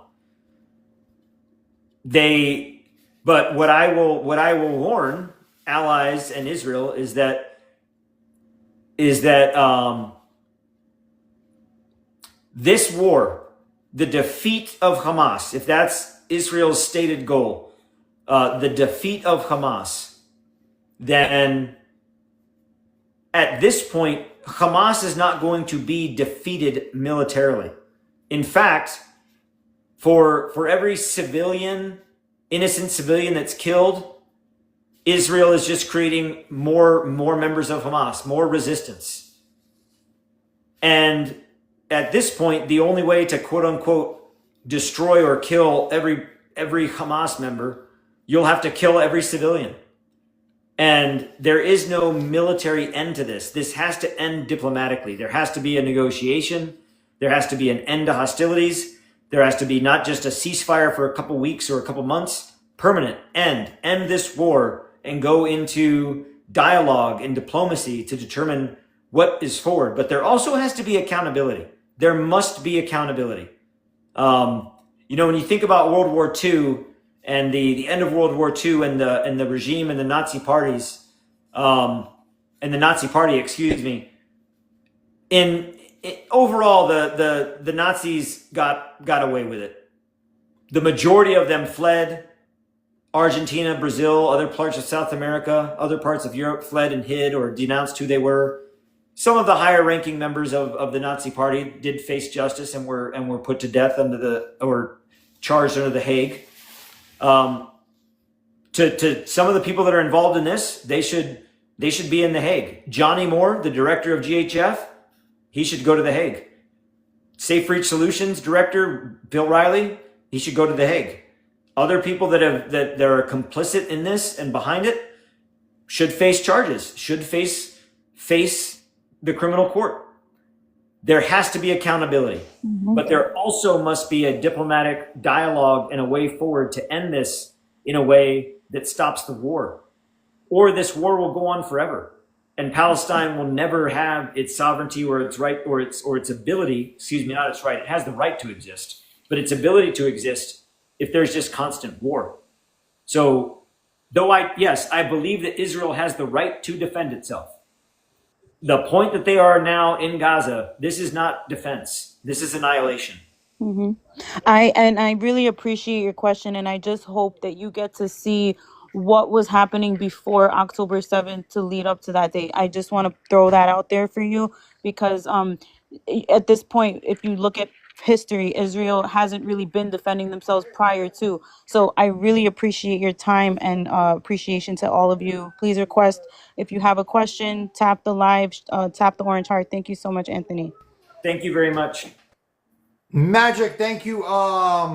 Yeah, everyone, please tap and share. I'm going to get to Ham, and then we'll check on our guest time remaining for the show.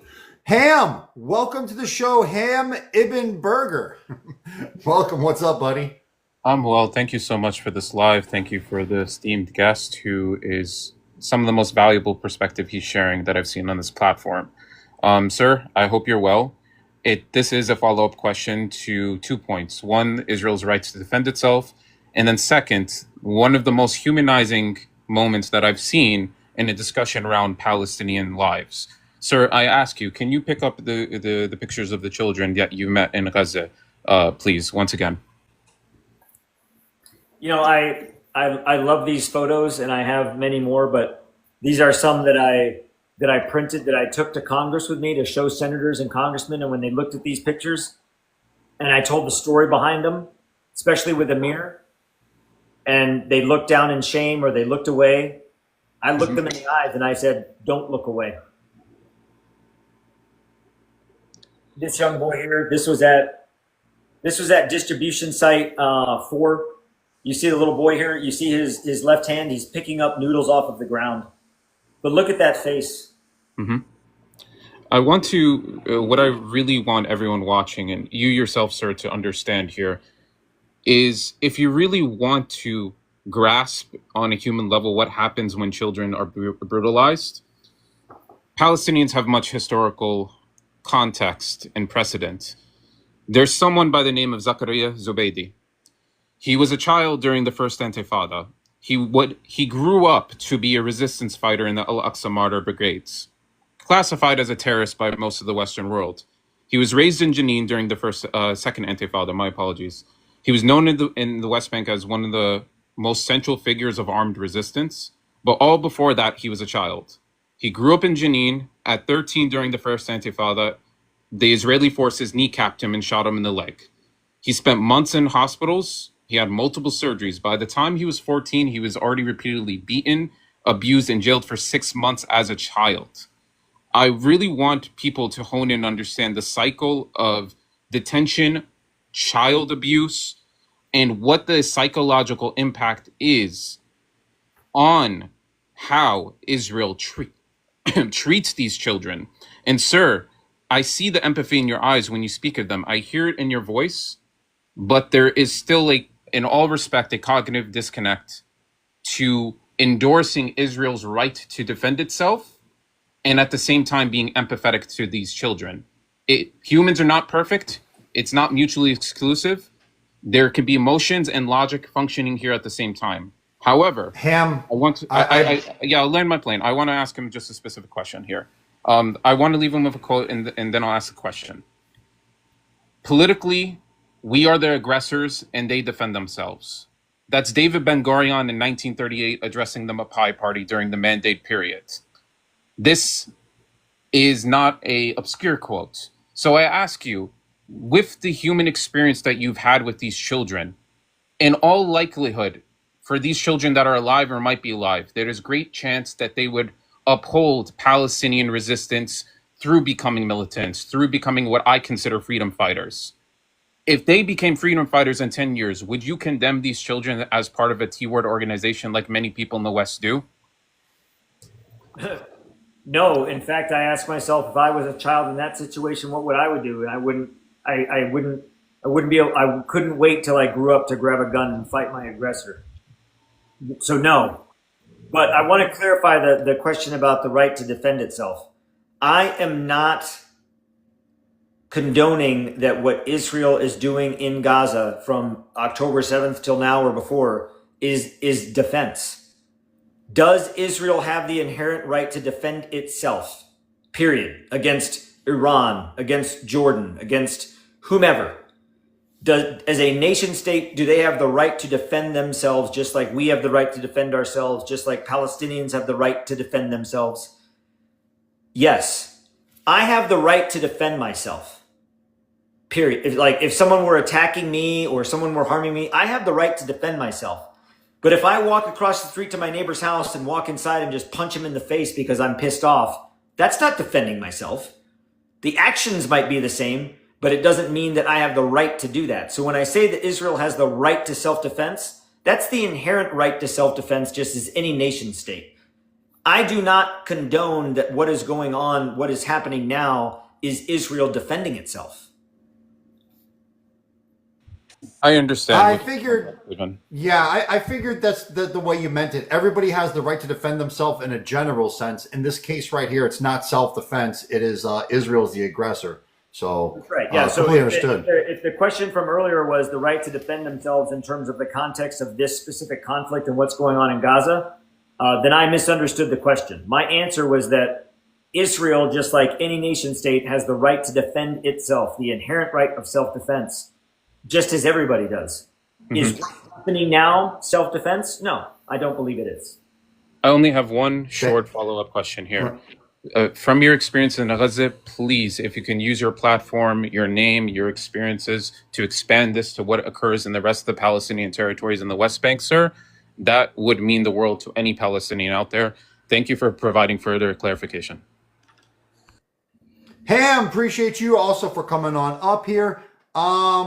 Lieutenant Colonel, the timer is on you. Or would you? Yeah, I know you have I can obligations. stay for another 25 minutes. I can stay until 10:30. Okay, all right. Thank you very much, man. Appreciate you. Right now, I'm on Eucalyptus. Eucalyptus, you have a quick question? Remember, Yes, I everybody, do. to keep one question, keep it short. And I want to make sure I hit up everybody, including my buddy Night Warrior at the top and Dilly and also Wordsmith. So Eucalyptus, thank you for joining up here and go right ahead, buddy. Yeah, thanks for having me up, Eric. I appreciate it. Welcome, Lieutenant. It's a pleasure to be chatting with you. Do you have a pen and paper in front of you? Do you have anything you can take a note with? Hold on, I do. All right, I want you to write down Nicaragua, once you're ready. Nicaragua v. United States, 1982 ICJ. And what this ruling concluded is that an occupier does not have the right to self-defense against a territory it occupies. So go ahead, read that ruling. If you want to read deeper about that case, I don't know how much you know about what happened there, but a Zionist known as Sam Zemurray dragged the United States into a war in Nicaragua over bananas. And they really haven't stopped since. You know what I mean? So the reality is an occupier does not have the right to self-defense against the territory it occupies. And this is why the United States attempted multiple times, 4 times unsuccessfully in the Security Council. When it vetoed ceasefires, it cited 2 reasons. We are going to vote against this because, number one, there's no text that condemns Hamas. And number 2, this doesn't enshrine Israel's right to exist. What they were trying to do is get an overruling through the Security Council, an overruling due to this case law. I wanted to fill you in on that one. It's extremely educational. A lot of people don't cite that case regularly, and they don't really understand why that took place in the Security Council. Why was the United States trying to get the Security Council to pass a resolution with text in there that enshrines a state's right to exist if it already exists? Eucalyptus, my friend, that's an excellent point. Do you have a question for our friend? A great point, sir, and that is incredibly valuable. I wrote that down, and that is going to be my next reading assignment as soon as tomorrow morning. I always like to start my morning off with, reading a little bit, so that will be my reading assignment for the morning. Thank you to Eucalyptus. We got Dilly Deeks. Dilly Deeks, welcome to the show, and thank you for swinging on up here. Hey, my question is about the other Americans that are going over there with the JHF. What is their attitude going over there? And when they do come back here to the U.S., how can we hold them accountable for their war crimes that they committed while they were there? So many a contractor before me resigned in protest. I was not the first. I'm not the last. Many people have come out and spoken that are contractors. They've done it anonymously. So other people are talking, other people have resigned, other people are coming forward. I'm the first that's come out on the record, but there are others, and I firmly believe. So today, the 21st of August, the first contract phase ended. our first 90-day contract ended yesterday. So a lot of people will be coming home. Some people will be staying. To the attitude piece, there are quite, or the perspective, there are quite a few of the contractors, many of the contractors that were specifically hired because they were members of the Infidels Motorcycle Club. The person in charge of the contract, the number one guy in charge of the contract, and I'll give everybody his name. His name is Johnny Mulford. He is in charge of the contract in Gaza for UG Solutions, and he is a chapter president and national officer in the Infidels Motorcycle Club. So go look up the Infidels Motorcycle Club and see what they stand for and what they represent.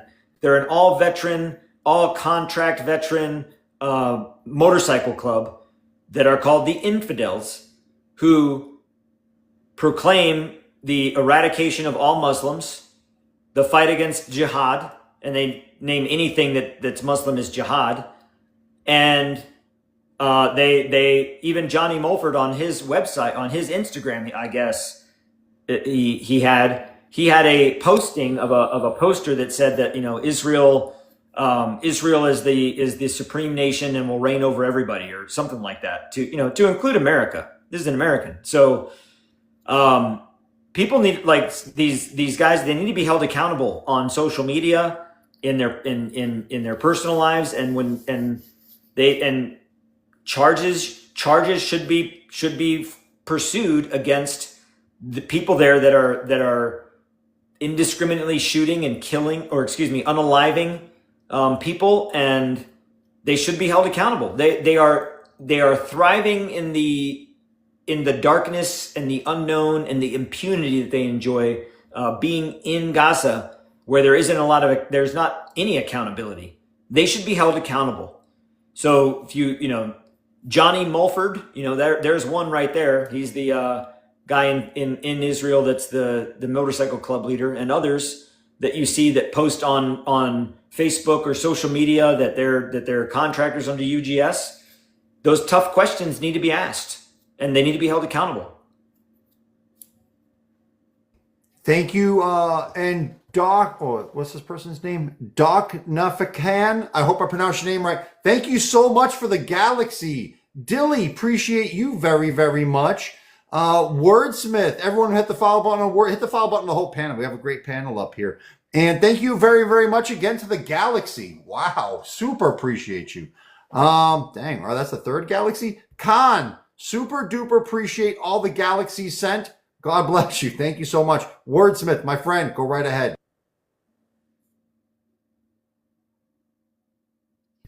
Wordsmith, microphone request to you, or hit the little green button bottom middle of your screen. There you are. Hello. Yeah. Am I on? Yes, my friend. Go right ahead for your quick question. Okay. Thank you very much. Thank you. Hello. Hi there, Colonel. Thank you very much for being on the show today.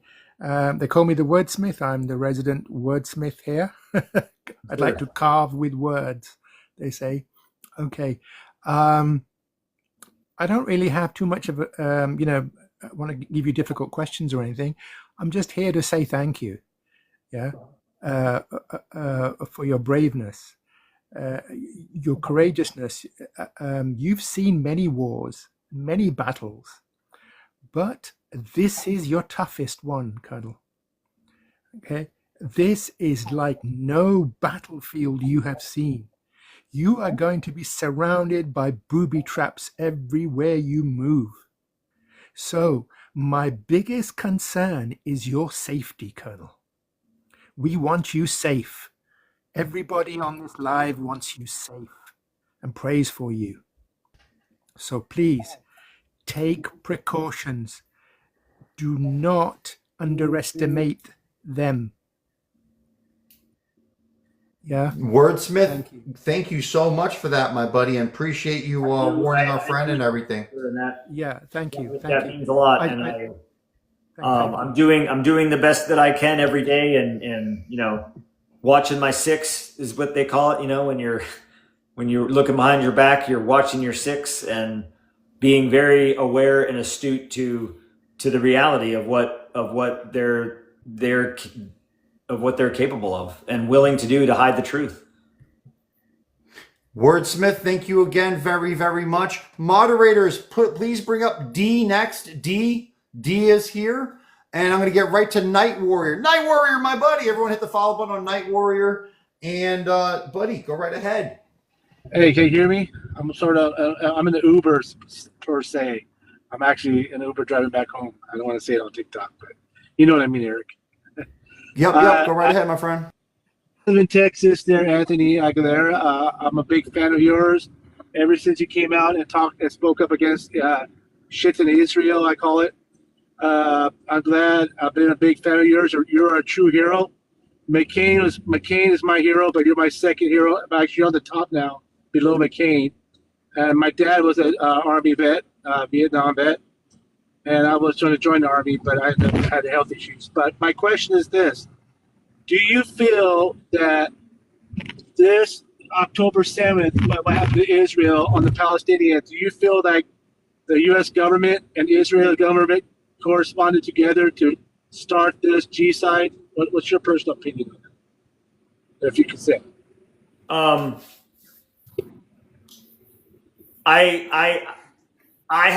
I have seen no evidence or anything that shows me that would be the case. So this is complete instinctual conjecture.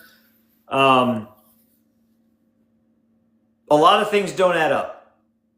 There's things that don't make sense. There's things that should be questioned and should look into in terms of how things have gone down, how October 7th went down, how things went into the to where we are now. It seems even because of what I've seen in Gaza in terms of the starvation, it's not just happenstance starvation because of the brutality of war. It is intentional starvation with the intent of genocide.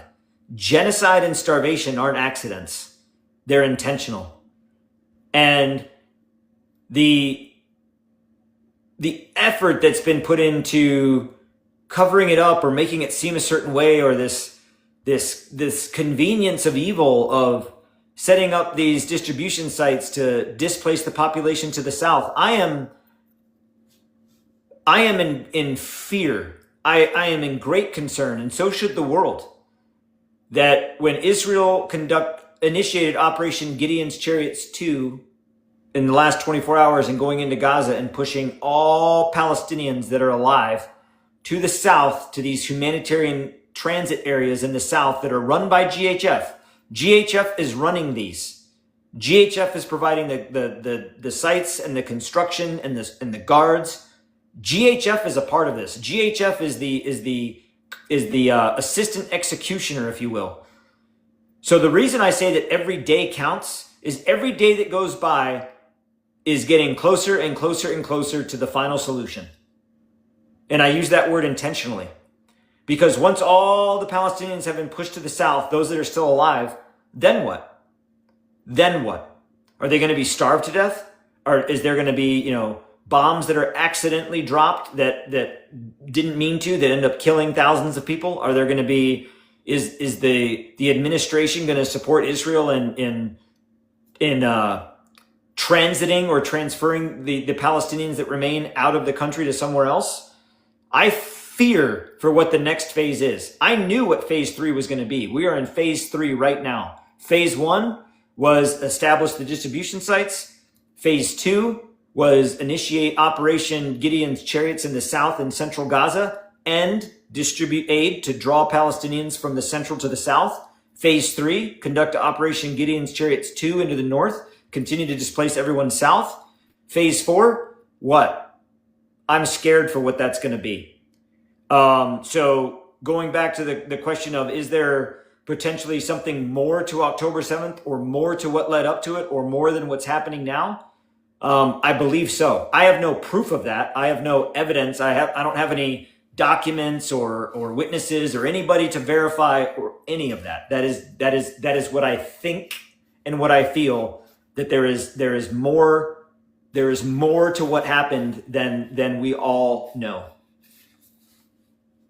Thank you very, very much to my previous guest. Roger, thank you. Night Warrior, super thank you.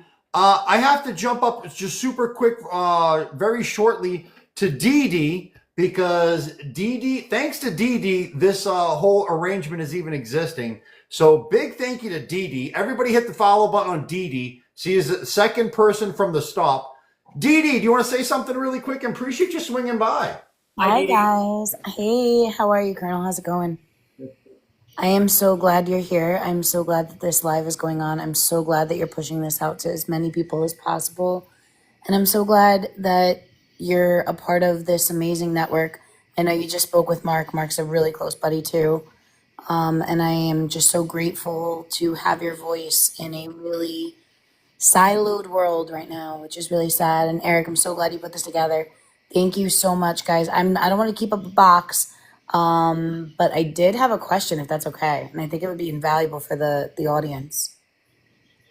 So here's whatever you want, Dee. You're the man. So here's the question. We are now very well aware of the AbrahamShield.org, Abraham Accords, and what their listing is.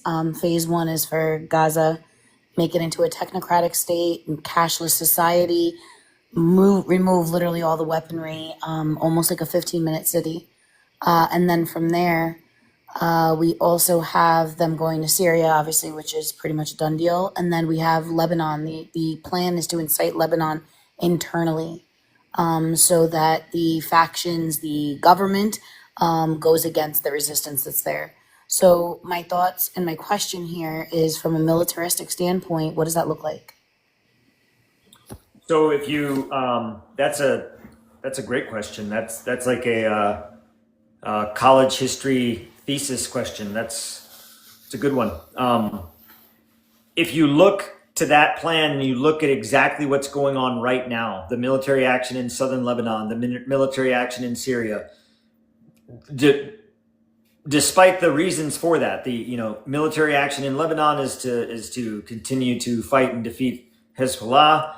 The fighting now in Syria is to defend the Druze, not Jews, but the Druze, and then the expansion and obviously in taking over the West Bank and all of Palestine. Militarily, how do you do that? I call what's going on in Lebanon and Syria right now is what I would call like the fifth column, or fighting on the periphery, setting conditions, keeping the conflict going, because if you end it, it's a lot harder to start it again.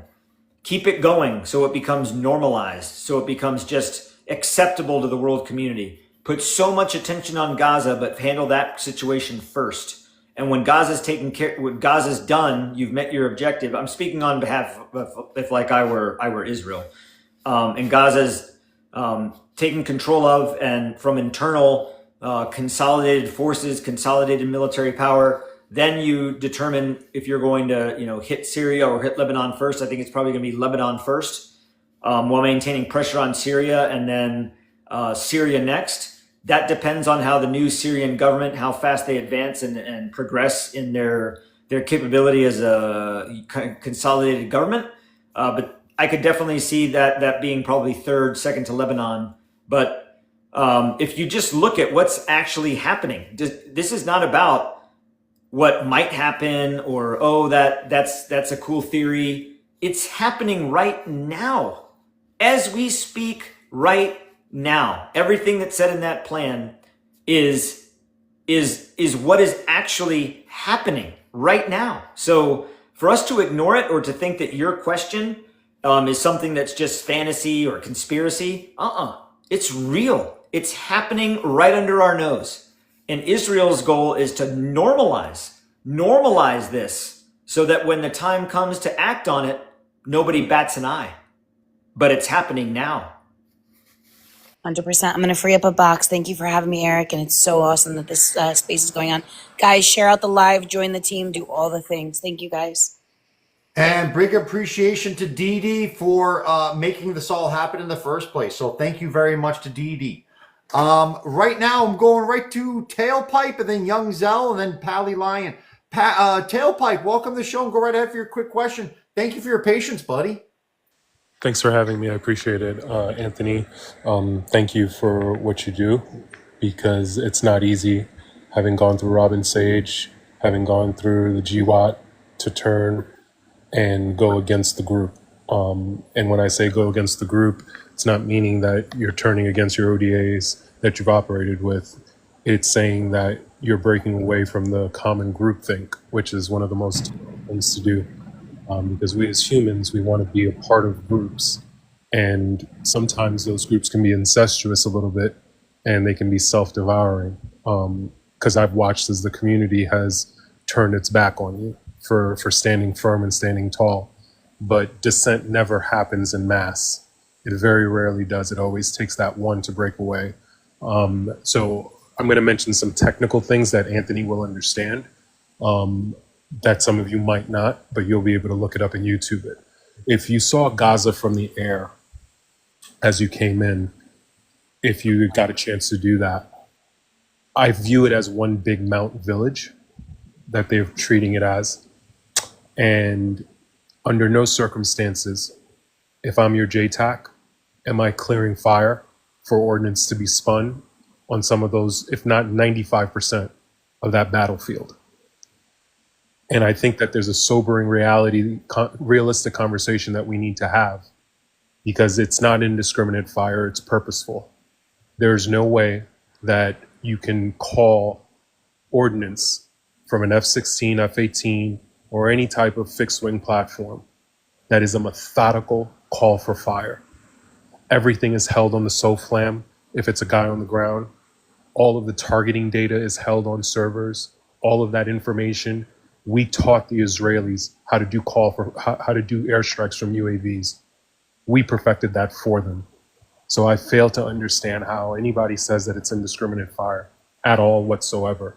Senators like Chris Van Hollen, beware of people like that, because he's the same person that voted for the reappropriations to fund and support and supply Israel. So I fail to understand how anyone can even come close to saying that Israel has the right to defend itself at all. And I know and you explained your comments, so I'm not going to berate that. I'm talking about the other people that decide to say that within the community. Because again, it is not at all whatsoever under any circumstances self-defense by any measure of the land. And I feel Tailpipe, you are 100% right. Do you have any questions for our friend? sure. Your position on where you see this from a diplomatic standpoint, I used to try to say the same thing. It's more so for you to comment on. I'm going to make a statement.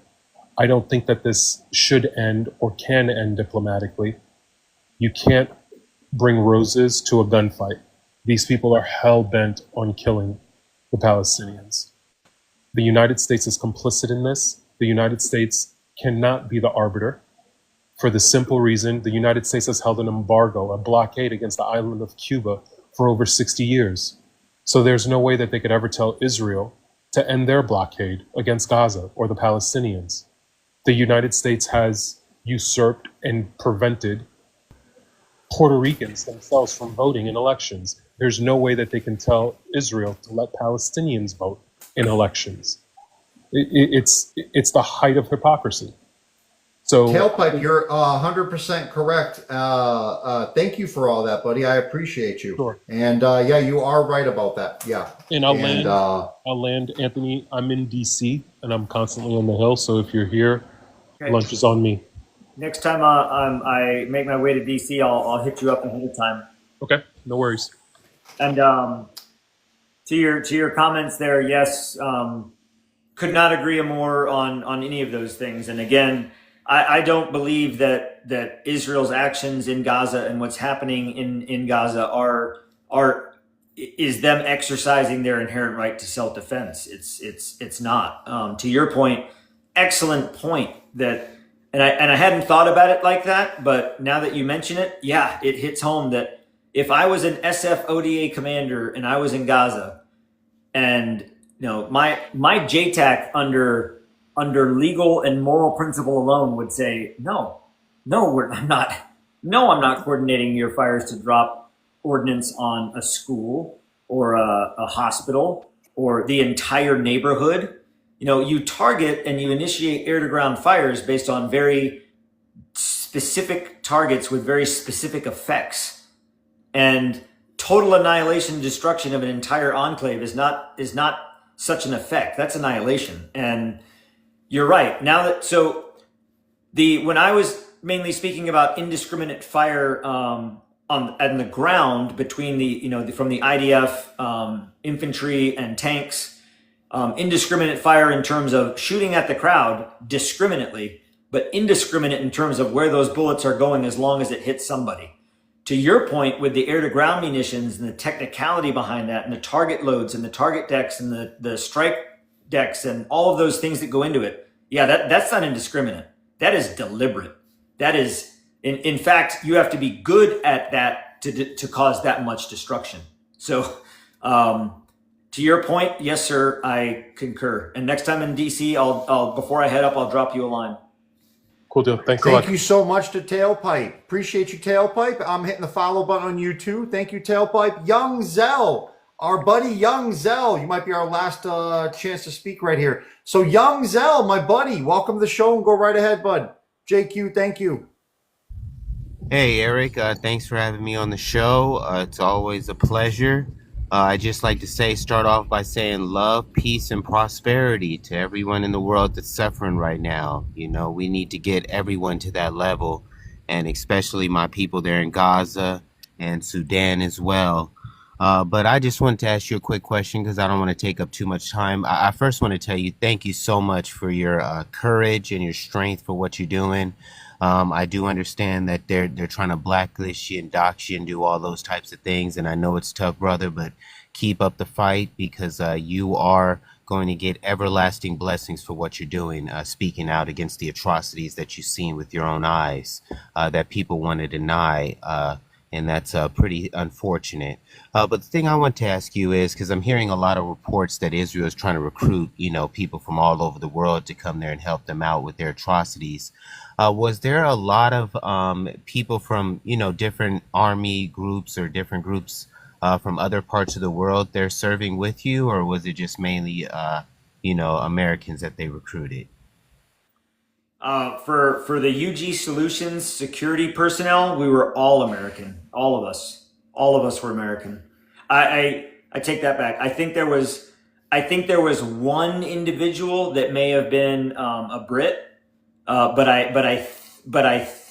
I'm positive though that he was an American citizen. So 99.999% of all of the contractors that were there were American and mostly veterans and former service members. So under Safe Reach Solutions, the staff was all American. Some of the truck drivers were from Eastern Europe countries like Georgia, Slovakia, places like that for some of the truck drivers that drove the aid trucks.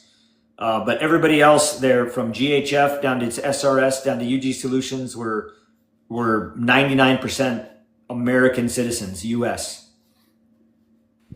Okay, great. And then I guess my last quick question is, did they do any type of vetting on you or anything? Like ask you like any specific questions or anything like that? I know that's a good one. That is a great question. And shockingly, no. They didn't take a resume. They didn't take my military record, DD-214. They didn't want letters of recommendation. They want verification of who I was. They didn't validate or verify anything. And it was pretty shocking. So anybody could just sign up for that? Because that's super shocking. Like I'm shocked you said that. Anybody. I mean, so I assume that anybody can sign up, can go to their website and put in an application. I was called. They called me, and then during the call when I was talking to them about, I might be interested, and I was like, so do you want me to send you my ORB, my officer record brief, my Department of Defense Form 214, which is a letter that every veteran when they get out of the service they get this DD 214. Do you want that? Do you want this? Anything that you want? And it was like, Nope. All we want to know is, do you have a passport that's good for 6 months, and can you be in Israel by Saturday? Jesus, that's wow. I don't even know what to say about that. That's pretty I want to let incredible for everybody real. know, we had a contractor. We had a UG Solutions contractor who showed up. He was 71 years old. It's fucking what? We had it's like I'm trying to process that. Like I never heard any of this before. We had a contractor that showed up, and he was 71 years old. Showed up with ready to go into Gaza. Oh, wow. Well, that's one thing to end on. Lieutenant Colonel, I super greatly appreciate you swinging by, man. This is one hell of an interview. I'm so glad you came by, and I know everybody who's watching really, really greatly thanks you too, man. I appreciate your platform. There were such great questions. I'm really glad Dee Dee came by. I love Dee Dee. She's amazing. The questions from the platform, great questions. It's so encouraging to know that there are good people out there that are thinking about this deeply and critically, and not accepting narratives or accepting rhetoric, but that are thinking about this deeply, because this is important. This is what happens in this will define our era. It will define our time in this generation. And I'm just so happy to know that so many people are interested in this on a real level. And Erik, I'll send you a text with my so you can send my phone number to Tailpipe. Okay. Well, I'll work that out with you right afterwards. To get a hold of Tailpipe, if you could send him my number, I'll if you want. I will work that out afterwards. I'm making a note of it right now, and got you, my friend. And once again, thank you so much. Yeah, the social media, we talk about this all day, every day, and people are very, very well informed going into the whole entire history of Israel and Zionism beforehand, their outreach, their capabilities, which institutions and which people specifically control what. So this is a very highly informed community, and great having you up here, man. Once again, thank you so much. I'd like to do it again sometime. The conversation was great. There's a couple things that were said and mentioned that opened up my eyes further. And like I said, tomorrow morning with my cup of coffee, I'm going to read Nicaragua versus the United States, 1982 in the ICJ. I'm going to read that and educate myself. And then other comments that were made that, are really, really thoughtful, thought-invoking comments. And I appreciate it. Great platform, great community. Thank you. I will message you to have a good night for tonight, and I'll message you tomorrow morning. Have a good one, sir. Thank you, sir. Appreciate it. Good night, everyone.